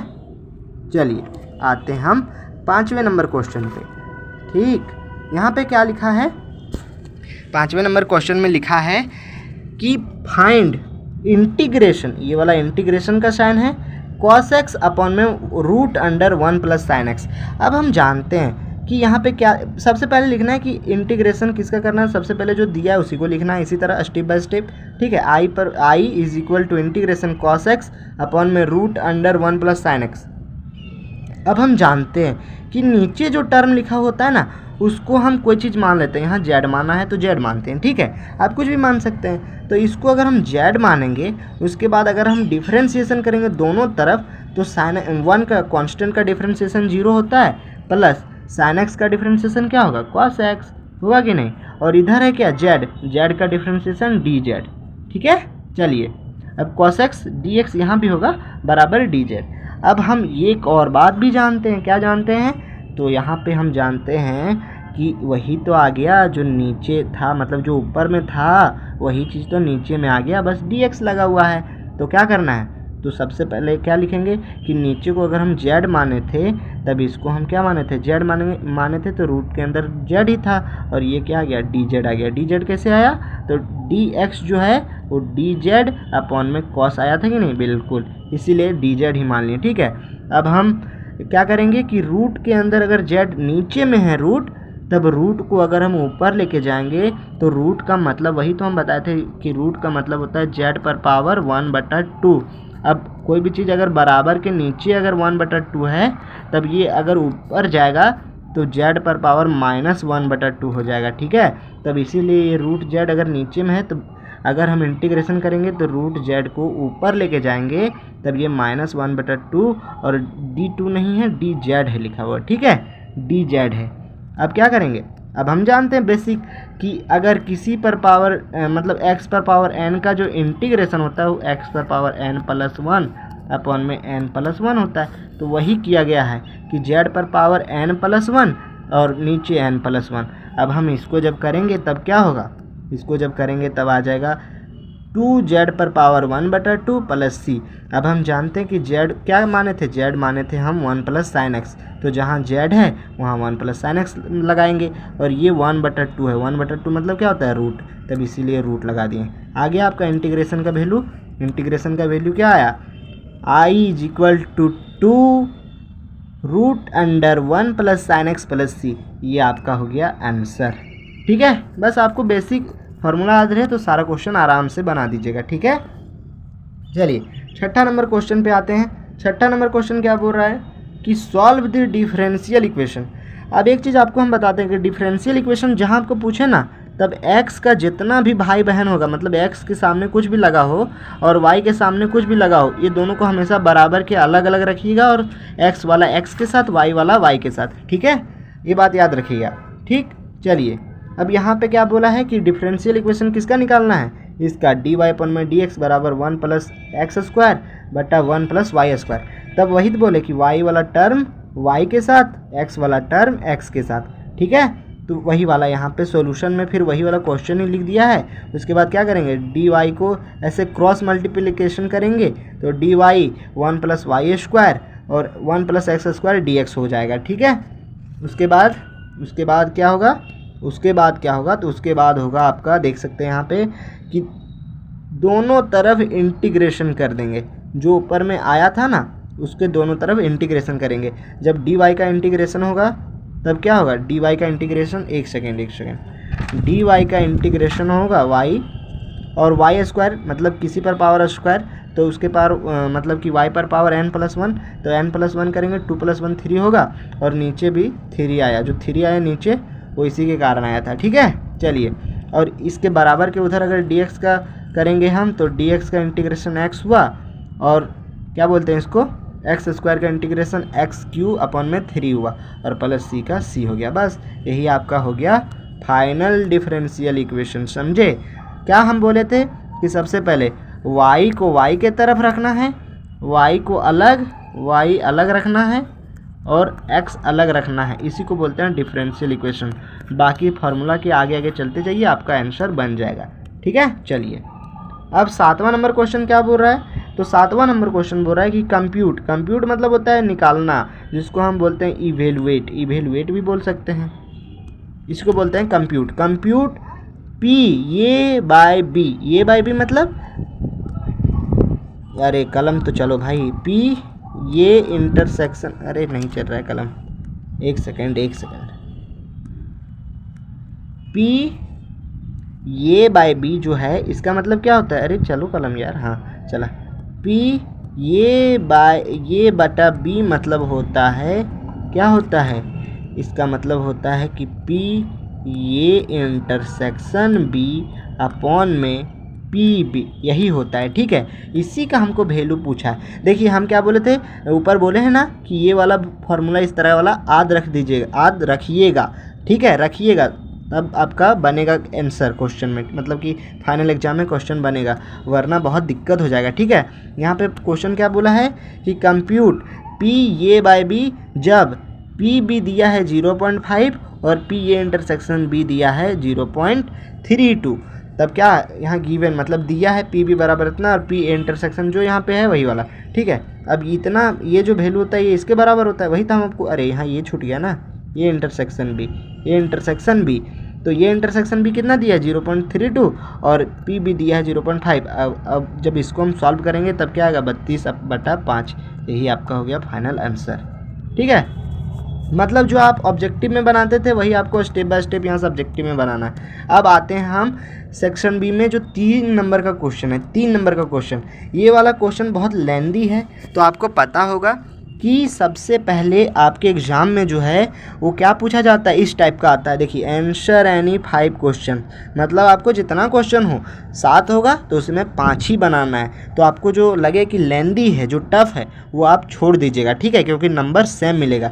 इसलिए 8वां नंबर क्वेश्चन में हम आते हैं। 8वां नंबर क्वेश्चन में क्या बोल रहा है कि प्रूव दैट, ये जो डिटर्मिनेंट दिया है x plus lambda x x x x plus lambda x x x x plus lambda जो बराबर है वो 3x प्लस लैम्बडा डॉट मतलब गुना लैम्बडा स्क्वायर, इसके बराबर है, इसको प्रूव्ड करना है। तो क्या करेंगे सबसे पहले, तो यहाँ जहाँ पे भी ना आपको इस तरह दिखाई दे कि ये वाला टर्म ये वाला टर्म ये वाला टर्म ये वाला टर्म ये वाला टर्म ये वाला टर्म, मतलब ये सब जितना भी है अगर हम जोड़ेंगे इसको तो सेम ही चीज़ तो है, यहाँ भी जोड़ेंगे तब x x 2x और यहाँ x 3x प्लस लैम्बडा, यहाँ भी आया, यहाँ जोड़ेंगे x x 2x plus 3x plus lambda, यहाँ भी 3x प्लस लैम्बडा आया। मतलब अगर हम ऐसा लिख दें कि LHS मतलब ये वाला, देखो ये होता है, इतना जानते होगे, ये होता है आपका लेफ्ट हैंड साइड, ये हो गया आपका राइट हैंड साइड, बराबर के उधर। राइट हैंड साइड मतलब ये मेरा दाहिना हाथ तरफ का है, ये मेरा बायां हाथ तरफ का है, इसीलिए बोलते हैं, ठीक है। तो हम LHS सबसे पहले क्या करेंगे, अप्लाई करेंगे। ये सब क्या बोलते हैं इसको, मैट्रिक्स का होता है, डिटर्मिनेंट का रूल होता है, ठीक है, मैट्रिक्स का। कॉलम जो है ये वाला कॉलम, मानते हैं कि ये कॉलम में हम इसको और इसको जोड़ दिए, यही वाला बोला है कि कॉलम 1 में कॉलम 1 प्लस कॉलम 2 और कॉलम 3 जोड़ दिए। जब हम इसको पूरा जोड़ेंगे सारा चीज़ को तब क्या होगा, यही वाला आ गया कि नहीं। बाकी ये जो लिखा है वही वाला, यहाँ से हम ये सब में हम कुछ छेड़छाड़ी नहीं किए, ठीक है। चलिए अब यहाँ पे हम इसको अगर जोड़ेंगे तब क्या बोलेगा, x 2x plus 3x plus lambda, तो यहाँ भी आया 3x प्लस लैम्बडा, यहाँ भी 3x प्लस लैम्बडा, यहाँ भी 3x प्लस लैम्बडा। तो यहाँ पे 3x प्लस लैम्बडा को हम कॉमन लेंगे तो बाहर आ जाएगा और यहाँ पे 1 1 1 आ जाएगा, ठीक है, 1 1 1 आ जाएगा। तो ये इसीलिए यहाँ से कॉमन ले लिया गया है। अब दूसरी बात क्या करेंगे कि अगेन एक अप्लाई करेंगे एक नया रूल, क्या होगा कि रो 1 जो है उसमें रो 1 माइनस रो 2 करेंगे, मतलब ये जो रो 1 है इसमें रो 2 को घटाएंगे। अब रो 1 ये है, अब इसमें अगर हम ये चीज़ घटा दें तब क्या होगा, तो देखिए आपको हम अभी दिखाते हैं, ये देखिए, हाँ अगर हम देखिए यहाँ पे रो 1, अरे कहाँ, अच्छा देखिए यहाँ पे अगर हम रो 1 में मतलब ये इसमें जो है अगर रो 2 को घटाएंगे तो रो 2 को घटाएंगे तो क्या होगा, रो 2 को घटाएंगे तब होगा कि 1 माइनस 1, रो 1 में हम घटा रहे हैं, ठीक है, ये चीज़ याद रखिएगा। 1 माइनस 1 करेंगे, इसके जस्ट नीचे वाला को घटाएंगे, इसके जस्ट नीचे वाला को, यहाँ होगा x माइनस लैम्बडा, ये x से x खत्म। उसी तरह यहाँ x माइनस x करेंगे तो यहाँ 0 आ जाएगा, ठीक है, तो उसको ध्यान नहीं देना है ज़्यादा। तो इसी तरह से क्या करेंगे, इसका फार्मूला अप्लाई करेंगे, मतलब रिजल्ट अप्लाई करेंगे, ठीक है। तो इसीलिए यहाँ पे घटा दिए, यहाँ भी घटा दिए, यहाँ घटा दिए, 1 माइनस 1 0। इस तरह आपको पता है ना क्या क्या आएगा घटाने के बाद, हाँ बिल्कुल पता है आपको। चलिए ठीक है, अब जानते हैं कि जब 0 आ गया तो इसको हम क्या करेंगे, डिटर्मिनेंट सॉल्व करके, तो इसका हम सिर्फ डिटर्मिनेंट सॉल्व करेंगे। तो जब इसका डिटर्मिनेंट सॉल्व करेंगे तो माइनस बीच में देखिए प्लस के साथ खुलता है माइनस, ये वाला प्लस, तो जब इसको खोलेंगे तो आएगा लैम्बडा इंटू डिटर्मिनेंट। ये क्या करेंगे, ऐसे रो और कॉलम ऐसे जो होता है, मतलब ये रो और कॉलम ऐसे करते हैं, इसका इसके साथ गुणना और माइनस इसका इसके साथ गुणना, होगा कि नहीं, तो वही वाला किया है, बस समझे। तब क्या होगा, 3x plus lambda into lambda x plus lambda minus x, x से x खत्म, सिर्फ क्या बचा लैम्बडा, और लैम्बडा इंटू लैम्बडा क्या होगा, lambda into lambda, lambda square, और ये वाला बच गया। तो RHS प्रूव हो गया, यही आपको पूछा था क्वेश्चन में, ठीक है। बस स्टेप बाय स्टेप आपको चलना है, और हम बोले कि जहाँ भी इस तरह लॉन्ग आएगा ना उसको छोड़ दीजिएगा एग्जाम में, ठीक है, क्योंकि नंबर आपको सेम मिलेगा। चलिए 9 नंबर क्वेश्चन में आते हैं। इसमें क्या बोल रहा है, इसमें बोल रहा है कि इफ f(x) बराबर 2x + 5 है जब x बराबर या फिर 2 से छोटा है, और दूसरी बात 2x - 5 है जब x बड़ा है 2 से। आपको हम बताते हैं 2 से बड़ा क्या हो सकता है, 3, 4, 5, 6 कुछ भी, ठीक है। 2 से छोटा क्या हो सकता है, 1, 0, -1, -2, ये सब छोटा हो गया, ठीक है। तो वही बोल रहा है कि इस तरह जब काम करेगा, जब छोटा होगा या बराबर होगा तब ये वाला फंक्शन काम करेगा, और जब x 2 से बड़ा होगा तब ये वाला काम करेगा फंक्शन, ठीक है। तो क्या पूछ रहा है कि then test the continuity of f(x) at x = 2। इसका कॉन्टीन्यूटी चेक करने बोल रहा है जब x 2 के बराबर है। तब हम क्या लिखेंगे, सबसे पहले लिखेंगे सॉल्यूशन गिवन फंक्शन ये दिया है 2x + 5 जब x 2 से छोटा या बराबर है 2x + 5, अरे यहाँ तो मिसप्रिंट हो गया है, यहाँ पे देखिए 2x - 5 है यहाँ पे, तो यहाँ पे माइनस होगा, ठीक है, 2x - 5 होगा। चलिए अब हम सबसे पहले क्या लिखेंगे, सबसे पहले लिखेंगे एट x = 2 LHL लिखेंगे। LHL मतलब x पर पावर -2, -2 मतलब 2 से छोटा, 2 से छोटा वाला चीज़ के लिए -2। यहाँ पे साइन होता है इसका माइनस करने के लिए, ठीक है, यहाँ पे साइन होता है माइनस करने के लिए। चलिए अब हम क्या करेंगे, अब हम करेंगे कि LHL माइनस, अब माइनस मतलब 2 से छोटा, 2 से छोटा देखिए ये फंक्शन काम करेगा क्योंकि ये 2 से छोटा है। तब जब ये फंक्शन काम करेगा तब इसमें हम पुट करेंगे x = 2, तो 2 + 5 = क्या हो गया, 9 हो गया, ठीक है। अब RHL मतलब 2 से बड़ा, तो 2 से बड़ा होगा तब ये फंक्शन काम करेगा, यहाँ माइनस होगा, देखिएगा, ठीक है, यहाँ माइनस प्लस नहीं माइनस। तो यहाँ पे अब जब हम x की जगह 2 पुट करेंगे तब क्या होगा, 2 2 4 और -5, तो आ गया क्या, -5 मतलब -1। अब हम यहाँ देख सकते हैं कि LHL जो है RHL के बराबर नहीं है, और जहाँ LHL RHL के बराबर नहीं होता है इसको कॉन्टीन्यूटी नहीं बोलते हैं, इसको बोलते हैं डिसकॉन्टीन्यूटी, मतलब यहाँ ये कॉन्टीन्यूअस नहीं है, ठीक है। चलिए अब अगेन क्या बोल रहा है, अगेन बोल रहा है कि x जो है जब c जो है वो 2 से छोटा है, 2 से छोटा है तब ऐसे काम करेगा, और तो क्या होगा, ये जब c 2 से छोटा है तब ऐसे काम करेगा, तो f(x) is continuous at c जब x c से छोटा होगा। ये वाला आपको नहीं लिखना है, लेकिन लास्टली लिख दीजिएगा, कोई दिक्कत नहीं है, लेकिन नहीं लिखिएगा, ठीक है। लास्टली क्या बोलेगा कि c पे, तो 2x - 5 2c - 5 हो जाएगा, यहाँ भी c हो जाएगा, तो f इज कॉन्टीन्यूअस जब c 2 से बड़ा भी है और c 2 से छोटा भी है, तो f is discontinuous at point s = c। मतलब यही आपको लिखना है, बाकी ये वाला नहीं लिखना है। चलिए ठीक है। अब क्या बोल रहा है, 10वां नंबर क्वेश्चन बोल रहा है कि फाइंड द इंटरवल इन विच, क्या बोल रहा है कि find the interval in which the function क्या है, f(x) बराबर x² + 2x - 5 is strictly increasing और स्ट्रिक्टली डिक्रीजिंग। मतलब इस फंक्शन को बताइए कि किस इंटरवल में ये फंक्शन मतलब स्ट्रिक्टली इंक्रीज होगा, मतलब बढ़ेगा, और स्ट्रिक्टली डिक्रीज मतलब घटेगा। तो हम आते हैं, देखते हैं कहाँ पे होगा। तो सबसे पहले क्या लिखेंगे, सबसे पहले लिखेंगे since the function f(x) will be strictly increasing. Strictly increasing मतलब होता है कि स्ट्रिक्टली इंक्रीजिंग मतलब f(x) 0 के बड़ा होगा, इसको बोलते हैं स्ट्रिक्टली इंक्रीजिंग। तो जो फंक्शन दिया था, जो फंक्शन क्या दिया यहाँ पे, फंक्शन दिया है x² + 2x - 5, ये वाला देख सकते हैं यहाँ पे f(x) बराबर हो गया x² + 2x - 5, ये आपका फंक्शन है। ये वाला अगर इसका डिफ्रेंशिएशन अगर 0 से बड़ा है तब इसको बोलते हैं स्ट्रिक्टली इंक्रीजिंग, और 0 से छोटा है तब बोलते हैं स्ट्रिक्टली डिक्रीजिंग, ठीक है। तो वही वाला जो x² जो था वही वाला उसका जब डिफ्रेंशिएशन करेंगे तब क्या होगा, डिफ्रेंशिएशन आएगा 2 मतलब आएगा क्या आएगा, डिफ्रेंशिएशन 2x + 2 आएगा, ठीक है, क्योंकि क्या था x² + 2x - 5 ये वाला था फंक्शन। जब इसका हम डिफ्रेंशिएशन करेंगे तो x² का डिफ्रेंशिएशन 2x और 2x का डिफ्रेंशिएशन 2।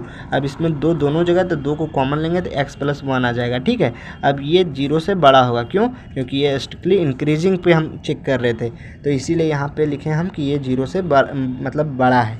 तब जब 0 से बड़ा है तब क्या करेंगे, ये गुणन है तो 0 के नीचे आएगा तो 2, 0 के नीचे कुछ भी रहे तो 0 आ जाएगा, तो इसीलिए x + 1 0 से बड़ा, तो x जो है वो -1 से बड़ा, -1 से x हमेशा बड़ा होगा, मतलब -1, चलिए ऐसे लिखते हैं, -1 ये है, अब इससे हमेशा बड़ा होगा मतलब इधर वाला, मतलब -1 से लेकर इन्फिनिटी तक, ये यहाँ से यहाँ तक क्या होगा, स्ट्रिक्टली इंक्रीजिंग होगा ये फंक्शन, ठीक है। उसी तरह हम स्ट्रिक्टली डिक्रीजिंग अगर फाइंड करेंगे तब हम बताएं ना कि f' मतलब उसका जो डिफ्रेंशिएशन होगा वो 0 से छोटा होगा, तब वही वाला सेम जो आया था डिफ्रेंशिएशन करके उसको 0 छोटा रखेंगे।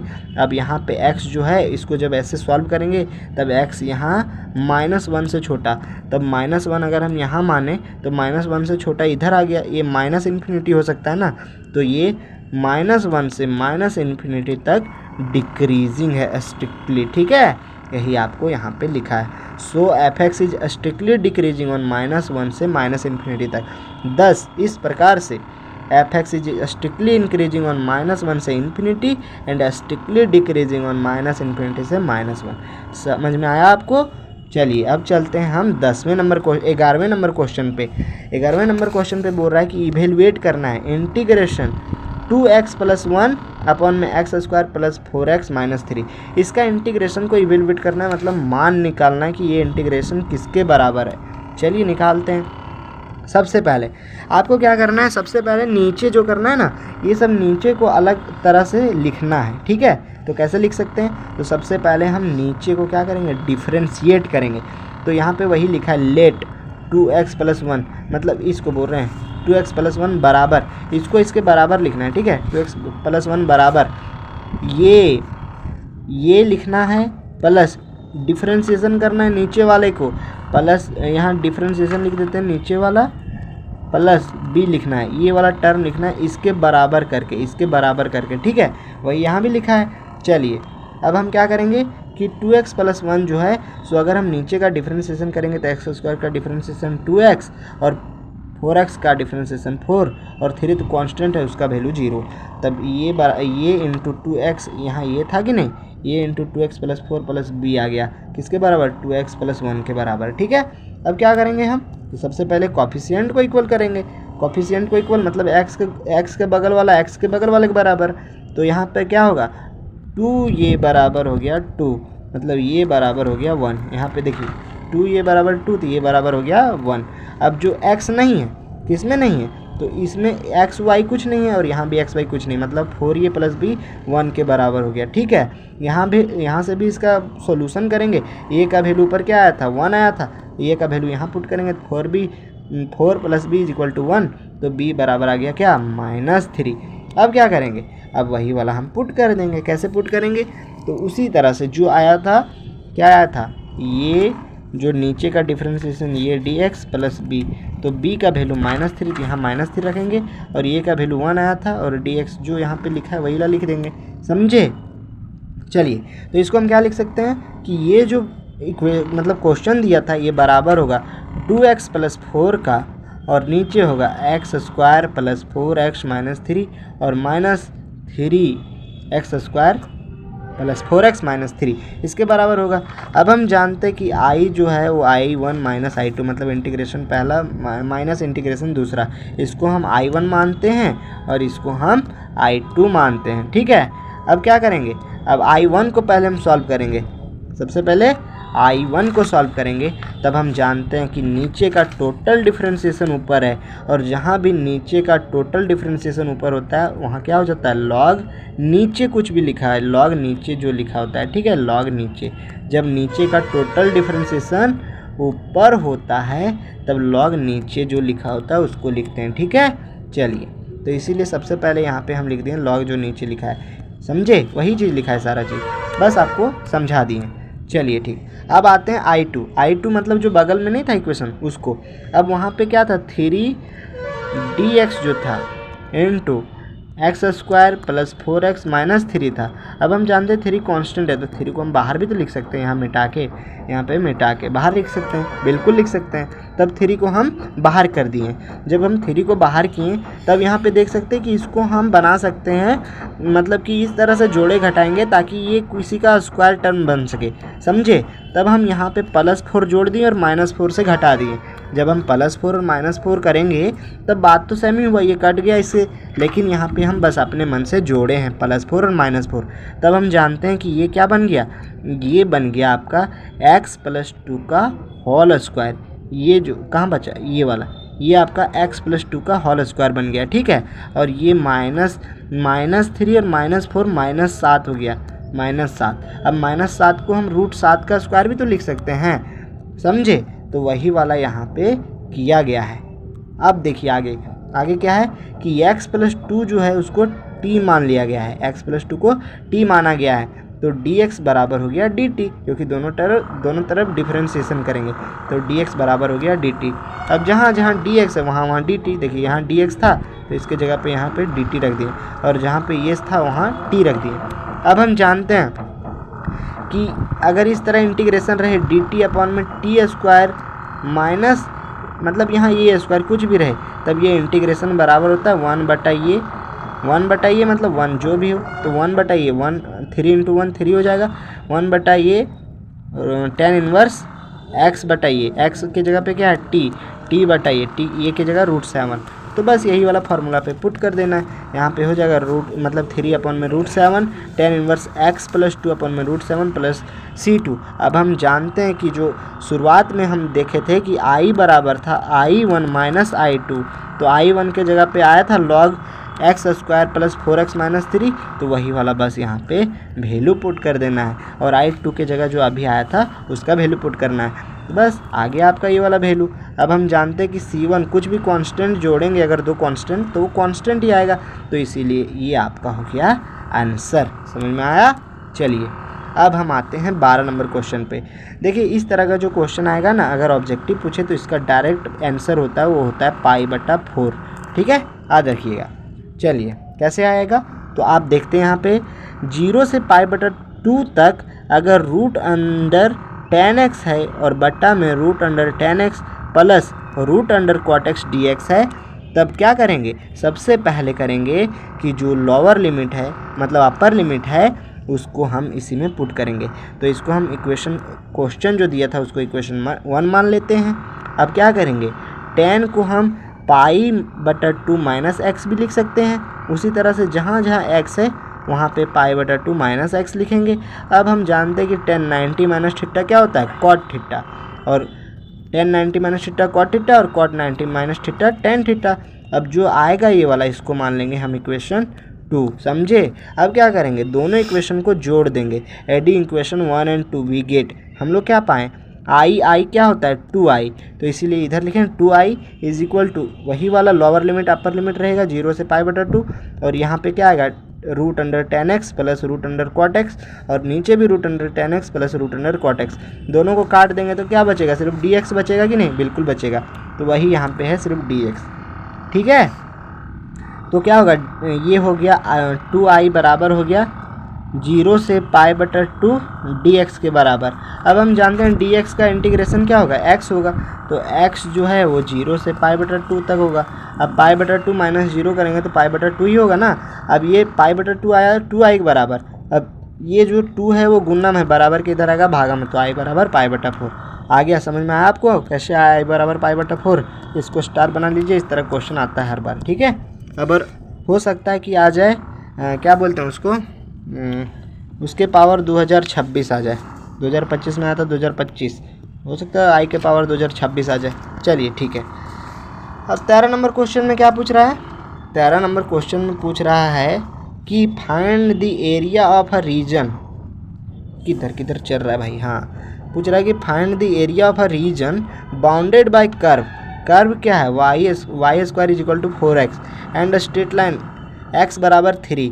इसका एरिया जो है रीजन बाउंडेड बाय इतना है वो क्या होगा, तो हम जानते हैं गिवन कर्व जो है सो y² बराबर 4x दिया हुआ है कि नहीं, बिल्कुल दिया हुआ है। तो सबसे पहले हम इसी को लिखेंगे इक्वेशन 1, एंड लाइन क्या दिया है, लाइन दिया है x बराबर 3, तो इसलिए लाइन लिखेंगे x बराबर 3, इसको मानेंगे इक्वेशन नंबर 2, ठीक है।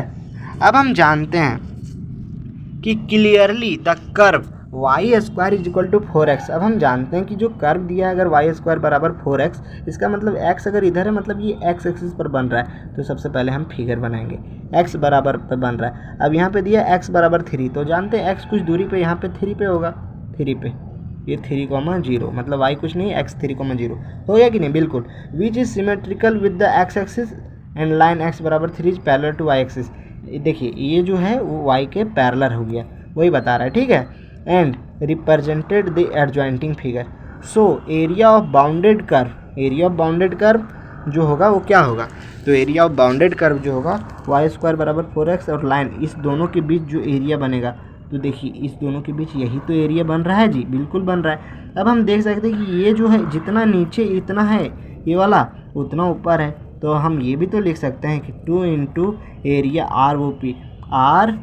अच्छा वो कहाँ गया जी, अच्छा ऊपर है P, तो देखिए ROP जितना ये वाला है उतना ये वाला ही तो है, ROQ भी तो है, तो इसीलिए हम मान लेते हैं कि ये ROP और ROQ बराबर है, तो इसलिए हम लिख दें 2 इंटू एरिया ROP, ठीक है।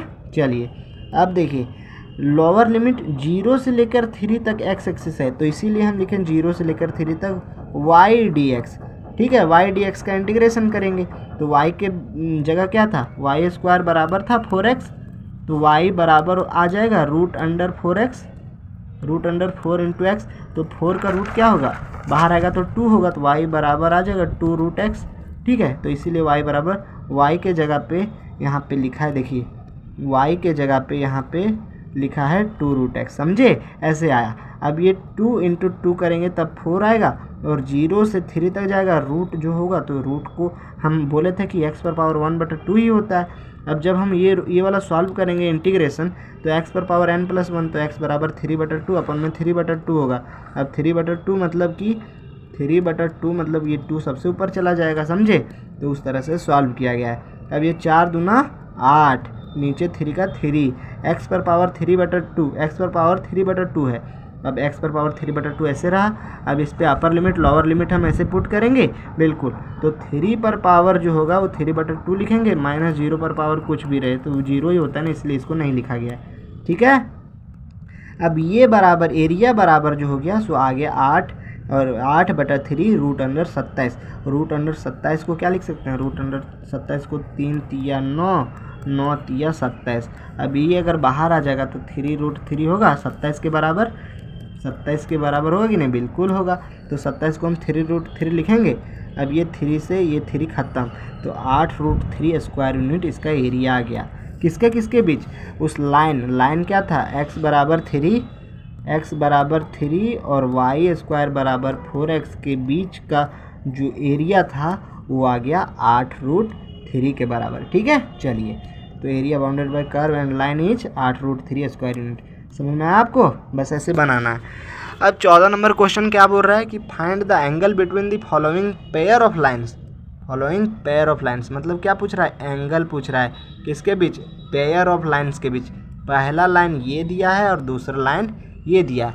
अब हम आपको बताते हैं, देखिए यहाँ पे आप देख सकते हैं कि ये जैक 2018 में सेम क्वेश्चन, 2023 में भी सेम क्वेश्चन हो सकता है, 2026 में भी यही सेम क्वेश्चन छपे, ठीक है, इसलिए आपको ध्यान देना है। चलिए यहाँ पे क्या करेंगे, तो सबसे पहले इसको हम मानते हैं कि ये A1 है, और इसको मानते हैं कि ये B1 है, इसको मानते हैं कि ये A2 है, इसको मानते हैं ये B2 है, इसको, ठीक है, ये B2 हो गया, इसको A2, इसको A1, इसको B1। लैम्बडा के बगल में हो उसको ये मतलब B मानते हैं, ठीक है। चलिए तो वहाँ यही वाला सेम चीज़ को हम यहाँ पे लिख दें, ये वाला जो ऊपर लिखा है ना, उसी चीज़ को हम गिवन लाइन्स आर इतना इतना इतना जो लिखा है। सो अब हम देखिए यहाँ पे आपको बोले ना कि B1 मानना है इसको, कहाँ पे है रे B1, इसको I-2j, यहाँ पे देखिए कुछ गलत लिख दिया गया है, ठीक है, I+2j है, क्वेश्चन कहाँ है, I+2j वहाँ भी है। चलिए I+2j, तब यहाँ पे I+2j होगा, ठीक है, I+2j कहाँ गया, I+2j +2 के यहाँ पे प्लस होगा, ठीक है। चलिए और B भी आया ये वाला, देखिए इसको बोलते हैं B2, इसको बोलते हैं B1, समझे, लैम्बडा के बगल में या फिर कोई मतलब कोई टर्म के बगल में हो तब। तो हम जानते हैं कि एंगल कैसे निकलता है, तो एंगल निकलता है cos थीटा बराबर होता है B1.B2 अपॉन में magnitude of B1 into magnitude of B2। अब जब हम ये करेंगे तब हम जानते हैं कि B1.B2 मतलब इसका क्या बोला, स्केलर प्रोडक्ट, तो i का i के साथ 1 इंटू 3 3 हो जाएगा, 2 इंटू 2 4 मतलब 1 इंटू 3 3 हुआ, 2 इंटू 2 4 हुआ, और 2 इंटू 6 12 हुआ, अपॉन में रूट अंडर जो नीचे क्या बोलते हैं, इसका स्क्वायर रूट के अंदर और इसका स्क्वायर रूट के अंदर, वही वाला लिखा है, समझे। तो कॉस थीटा बराबर आ गया 19/21। तो थीटा यहीं रखेंगे और कॉस इधर है तो इधर जाएगा तो कॉस इनवर्स हो जाएगा। तो थीटा बराबर आ गया कॉस इनवर्स 19/21। चलिए अब आते हैं हम सेक्शन सी में, ठीक है। इसी तरह 2 कॉपी हूबहू आपके फाइनल एग्जाम में आएगा, इसीलिए हम बता रहे हैं, इसलिए पेपर तैयार करके लाए हैं, समझे। ये वाला सेम इसी तरह सेम पैटर्न आपके एग्जाम में पूछा जाएगा, समझे, इसलिए ये सब रट लीजिएगा। यहाँ पे क्या बोला है कि आंसर एनी 3, ठीक है। तो यहाँ पे देखिए 15 नंबर क्वेश्चन में आते हैं। इसमें क्या पूछ रहा है कि solve the system of linear equation using matrix method. ये वाला जो लीनियर इक्वेशन है ना, इसको मैट्रिक्स मेथड का यूज करके सॉल्व करना है। अब लीनियर इक्वेशन क्या है, तो लीनियर इक्वेशन ये वाला है 3x - y + z = 5, ये हो गया पहला। दूसरा है 2x - 2y + 3z = 7, ये दूसरा लीनियर इक्वेशन, ये पहला हो गया, ये दूसरा हो गया, और ये तीसरा x + y - z = -1, ये हो गया आपका 3 लीनियर इक्वेशन। इसको मैट्रिक्स मेथड से सॉल्व करना है। तो यहाँ पे वही जो इक्वेशन दिया है वही वाला लिखा है, ठीक है। तो हम जानते हैं equation can be written as ax = b।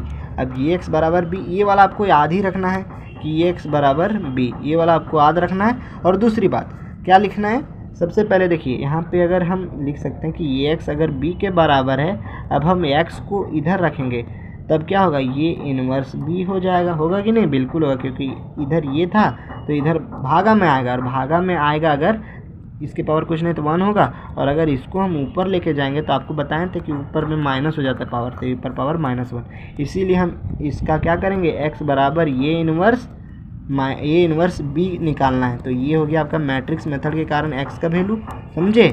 तो इसीलिए हम ये वाला करेंगे। तो क्या करेंगे, सबसे पहले ये जो है, ये किसको बोलते हैं पता है, जो x y और z के बगल में हो, ये x y और z के बगल में, x y और z के बगल में हो, ठीक है। तो इसीलिए जैसे जैसे यहाँ पे लिखा है ना, वैसे वैसे यहाँ पे ये लिख देना है। क्या लिखना है, ये लिखना है, ठीक है। चलिए, और x क्या होता है, x होता है x y z, जो भी आपका x y z का टर्म है। अगर यहाँ p q r होता है सब हर जगह p q r लिखते हैं यहाँ पे, समझे। तो x y z लिखा था, x y z होगा। और b जो होता है क्या होता है, वो बराबर के उधर वाला होता है, बराबर के उधर वाला। तो जो बराबर के उधर है उसको ऐसे करके लिख देना है, समझे। अब हम अगर ये को अगर डिटर्मिनेंट सॉल्व करेंगे तो 3 × -2 × -1, मतलब ऐसे सॉल्व करेंगे, और ये माइनस करके ये वाला सॉल्व करेंगे। जब ये का डिटर्मिनेंट सॉल्व होगा तब जो क्या होगा, अगर ये डिटर्मिनेंट जो है वो अगर 0 के बराबर आ जाता है तब क्या होता है कि इन्वर्स एग्जिस्ट नहीं करता है। लेकिन यहाँ पे देखिए डिटर्मिनेंट 0 के बराबर नहीं आया, मतलब इन्वर्स एग्जिस्ट करेगा, समझे। चलिए अब हम क्या करेंगे, सबसे पहले ये 1 1 निकालेंगे, ये 1 1 निकाले तो 5 आया, ये 1 3 निकालेंगे 0 आया, ये 2 2 निकालेंगे -4 आया, ये 3 1 निकालेंगे, मतलब सारा चीज़ ये 1 2 भी निकालना है, सबका निकालना है, सबका निकालेंगे, समझे। सबका जब हम निकालेंगे तब क्या होगा पता है, तो the matrix form by cofactor of each element of determinant, इसका कोफैक्टर निकाले थे हम ये सब, समझे। तब इसका कोफैक्टर ये वाला आया। अब एडजॉइंट ये जो होता है वो b के ट्रांसपोज के बराबर होता है। तो b का जब हम ट्रांसपोज करेंगे तो रो का कॉलम, मतलब ये जो है ना ऐसे, उसको हम इधर क्या करेंगे, इसमें ले आएंगे कॉलम में, रो का कॉलम में, उसको बोलते हैं ट्रांसपोज। तो b का ट्रांसपोज कर देंगे, सिंपल सी बात है। एडजॉइंट ये बराबर, अब हम जानते हैं कि ये इन्वर्स बराबर आ गया, एडजॉइंट ये बटा डिटर्मिनेंट ये। अच्छा मान लेते हैं यहाँ ये 0 आ गया, 0 अगर ये आ जाता ना तो ये इन्फिनिटी बना देता है, और इन्फिनिटी नॉट डिफाइंड होता है, इसीलिए अगर 0 आता है ना तब क्या बोलते हैं कि इन्वर्स एग्जिस्ट नहीं करता है, समझे। चलिए अब ये इन्वर्स बराबर आ गया, एडजॉइंट ये इंटू डिटर्मिनेंट, एडजॉइंट ये यही वाला है, और डिटर्मिनेंट ये क्या आया था, डिटर्मिनेंट ये आया था -1/4। तो ये वाला पुट कर देना है। अब b बराबर हम आपको बताए थे, देखिए ये x बराबर b था पहले ऊपर में, तो x बराबर ये इन्वर्स b लिखेंगे, बहुत बढ़िया, समझ में आया आपको। चलिए अब x बराबर आ गया, ये इन्वर्स क्या आया था, ये इन्वर्स एडजॉइंट ये अपन में डिटर्मिनेंट ये, अब ये इन्वर्स एडजॉइंट ये अपन में डिटर्मिनेंट ये, और b जो है वो ये वाला है, समझे। जब इसको हम गुना करेंगे, कैसे करेंगे गुना, ऐसे वाला ऐसे साथ, ऐसे वाला फिर ऐसे साथ, ऐसे वाला फिर ऐसे साथ, बस यही वाला आपको यहाँ पे लिख देना है, ठीक है। चलिए यही वाला आपको यहाँ पे लिख देना है। उसी तरह फिर x बराबर यही वाला फिर ऐसे सॉल्व किए, फिर ऐसे सॉल्व किए। अब देखिए लास्ट में जब ना बनाइएगा तब इस तरह का टर्म आ जाएगा और इस तरह का टर्म आएगा, फिर जो आएगा ना x उसको x y z रखेंगे और जो इसके सीधा सीधी रहेगा वो उसके बराबर हो जाएगा, समझे। चलिए तो यहाँ पे x के बराबर क्या है 1, y के बराबर -1, z के बराबर 1, तो x बराबर 1 आ गया, y बराबर -1 और z बराबर 1 आ गया। बस यही हो गया आपका फाइनल आंसर। 16 नंबर क्वेश्चन में क्या पूछ रहा है कि find the maximum and minimum values of given function. ये जो दिया हुआ फंक्शन ये वाला है ना f(x) बराबर x³ - 6x² + 9x + 5, इसका मैक्सिमम और मिनिमम वैल्यू पूछा है, समझे। अब इसका मैक्सिमम मिनिमम कैसे निकालते हैं, तो उसमें डिफरेंशिएशन किया जाता है। सबसे पहले डिफरेंशिएशन किया जाता है, ठीक है। देखिए यहाँ डिफरेंशिएशन किया गया, फिर डबल डिफरेंशिएशन किया गया, हम आपको बता रहे हैं आगे, समझे। ये वाला फंक्शन का मैक्सिमम मिनिमम पूछा है, तब क्या करेंगे, सबसे पहले गिवन फंक्शन लिखेंगे, जो फंक्शन दिया है उसी को लिख देंगे। उसका पहली बार डिफरेंशिएशन करेंगे तो x³ का डिफरेंशिएशन 3x² -6x² का -12x और 9x का 9 और कांस्टेंट का 0, इसलिए नहीं लिखें, ठीक है। चलिए अब ये वाला सबसे पहले हम लिखें पहले बार डिफरेंशिएशन करके। ना मैक्सिमम और मिनिमम वैल्यू है f(x), तब क्या करेंगे f'(x) को 0 के बराबर पुट करेंगे। जो f'(x) आया ना इसको हम 0 के बराबर पुट करेंगे। अब 0 के बराबर पुट करेंगे तब क्या होगा, ये वाला जरूर कुछ ना कुछ क्या बनाएगा, क्वाड्रेटिक बनाएगा, बिल्कुल बनाएगा। तो यहाँ पे क्वाड्रेटिक बनाया कि 3x - x और -3x - x, तो ये 3x - 3 और x - 3 0 के बराबर हो गया। अब यहाँ पे x का 2 वैल्यू आएगा, x बराबर आ गया, क्या बोलते हैं यहाँ पे x बराबर 1 आया और 3 आया। अब x बराबर जब हम 1 पुट करेंगे, डबल डिफरेंशिएशन में पुट करना है। आपको याद रखना है कि सबसे पहले क्या करना है, सबसे पहले मैक्सिमम मिनिमम में आपको शॉर्ट ट्रिक बता रहे हैं। सबसे पहले मैक्सिमम मिनिमम जहाँ पूछेगा सबसे पहले पहली बार डिफरेंशिएशन कीजिएगा, इसको 0 बराबर पुट कीजिएगा। फिर क्वाड्रेटिक इक्वेशन से x का 2 वैल्यू आएगा, ठीक है, और 2 वैल्यू आएगा, वही 2 वैल्यू को इसी में नहीं पुट करना है, f डबल डिफरेंशिएशन करेंगे उसमें पुट करना है, समझे। तो डबल डिफरेंशिएशन में पुट करेंगे जब हम ये दोनों वैल्यू, तब क्या होगा, 2 वैल्यू आएगा, एक आया -6 और एक आया 6। जब 0 से छोटा है, देखिए 0 से -6 छोटा है ना, तो इसमें देगा मैक्सिमम वैल्यू, ठीक है, और जो 0 से बड़ा होगा इसमें देता है मिनिमम। मतलब जो पॉजिटिव आएगा वो देगा मिनिमम और जो नेगेटिव आएगा वो देगा मैक्सिमम, समझे। अब हमको क्या पूछा था कि मैक्सिमम मिनिमम वैल्यू का है, तो मैक्सिमम वैल्यू किस पे आएगा, नेगेटिव वाला पे। तो नेगेटिव वाला को हम उसी में पहला जो इक्वेशन दिया था ना, ये इक्वेशन, उसमें इक्वेशन में पुट करना है। इक्वेशन में जो आपके क्वेश्चन में दिया था, क्वेश्चन में जो दिया था ना उसमें पुट करना है, समझे। अब क्वेश्चन में जब हम पुट करेंगे तो क्या होगा, -6 को अगर पुट करेंगे क्वेश्चन में तब हो जाएगा ये, मतलब ये देखिए 1 पुट करेंगे हम, तो 1 पुट करेंगे तो कहाँ गया जी, हाँ मैक्सिमम वैल्यू आया था 1 पे मैक्सिमम वैल्यू, अगर हम यहाँ 1 पुट करेंगे तो -6 आया था, मतलब मैक्सिमम वैल्यू 1 पे आया था और मिनिमम वैल्यू 3 पे आया था। इसलिए जहाँ पे मतलब क्वेश्चन दिया था वहाँ 1 पुट करेंगे तो उसका मैक्सिमम वैल्यू आ जाएगा और 3 पुट करेंगे तो उसका मिनिमम वैल्यू आ जाएगा। क्वेश्चन में पुट करना है, समझे। चलिए तो समझ में आया आपको। तो मैक्सिमम वैल्यू इसका 9 आ गया और मिनिमम वैल्यू इसका 5 आ गया। मैक्सिमम वैल्यू किस पे आता है, जो 0 से छोटा हो, मतलब माइनस पे मैक्सिमम वैल्यू आएगा और मतलब जो 0 से बड़ा हो उस पर मिनिमम वैल्यू आएगा, समझे।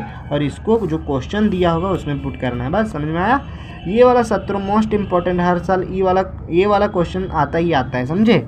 तो देखिए इसमें क्या बोला कि find the shortest distance between the lines कौन सा है, पहला लाइन्स ये है, दूसरा लाइन्स ये है, ये दोनों के बीच क्या बोल रहा है पता है, शॉर्टेस्ट डिस्टेंस मतलब सबसे कम दूरी क्या होगा। तो चलिए बनाते हैं क्या होगा सबसे कम दूरी। तो इसका क्या करेंगे हम, सबसे पहले लिखेंगे the vector equation of straight line is, इसका वेक्टर इक्वेशन करेंगे। अब हम आपको पहले बताए थे कि इसको बोलते हैं ये 1, इसको बोलते हैं B1, इसको बोलते हैं ये 2, इसको बोलते हैं B2, ऐसे लिख लीजिएगा, समझे।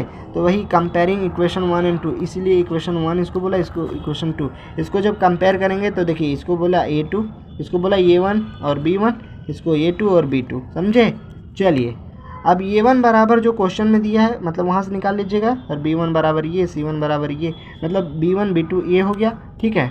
चलिए अब हम क्या जानते हैं कि सबसे पहले आपको पता होगा फार्मूला याद रखिएगा। सबसे पहले ये बहुत इंपॉर्टेंट है, ये वाला फार्मूला आपको याद कर लेना है। इस पर हम स्टार लगा देते हैं। कैसे स्टार लगता है जी, स्टार लगा देते हैं, ठीक है, ये स्टार लगा देते हैं। ये वाला फार्मूला आपको रट्टा मार लेना है।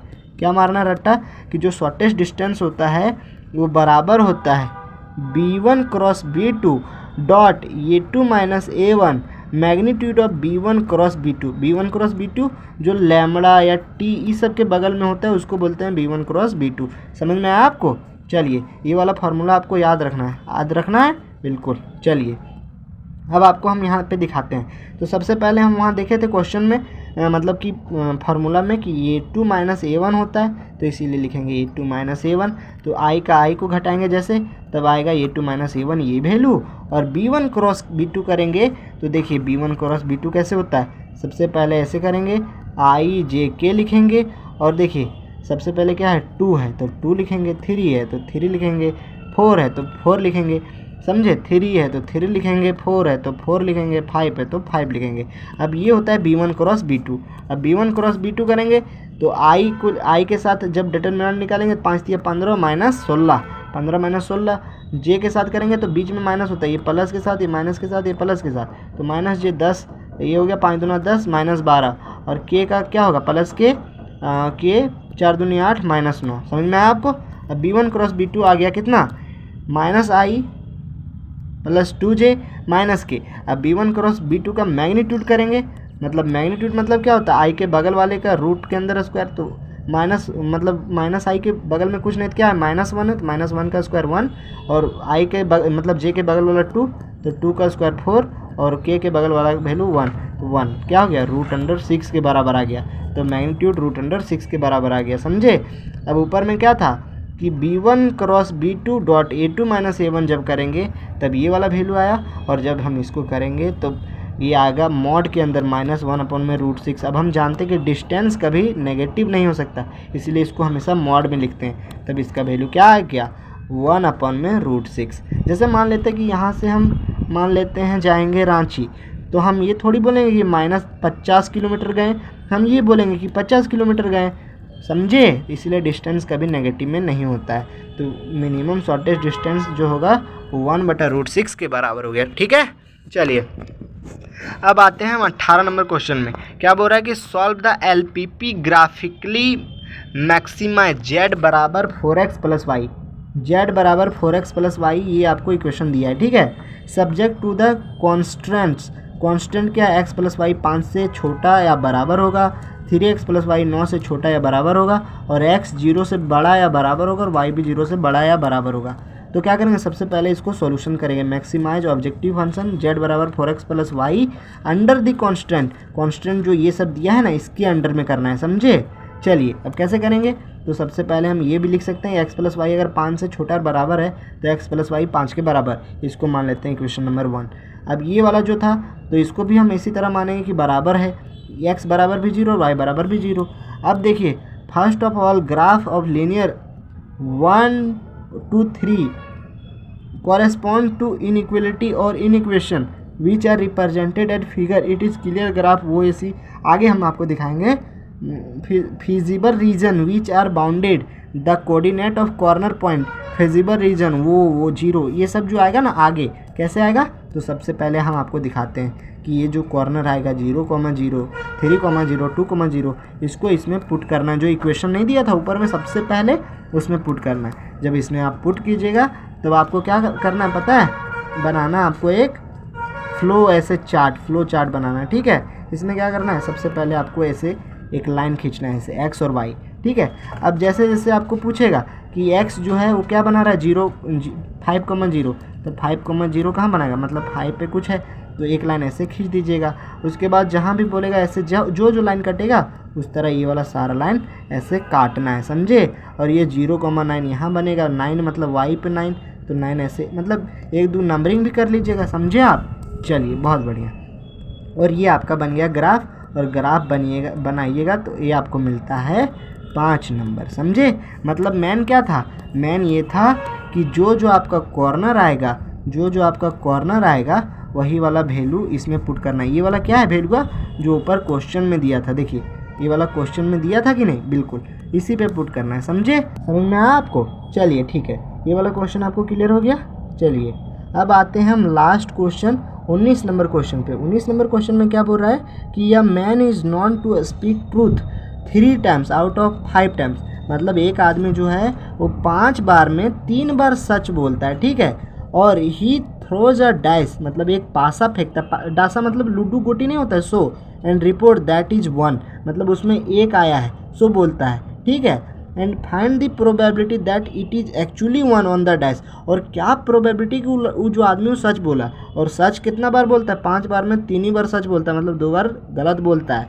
तो यही वाला इसमें बोला है कि बताइए इसका प्रोबेबिलिटी क्या होगा, कि वो बोला कि एक आएगा और सच में एक आ गया, इसका क्या प्रोबेबिलिटी है। तो क्या करेंगे, सबसे पहले लिखेंगे कि let E be the event of man, मतलब ई जो है event of man that he report कि 1 आएगा, 1 आएगा, उसका प्रोबेबिलिटी ई है, ठीक है।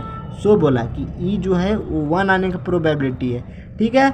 उसके बाद in the throwing dice let S1 जो है event that 1 occur and S2 the event that does not occur, ठीक है।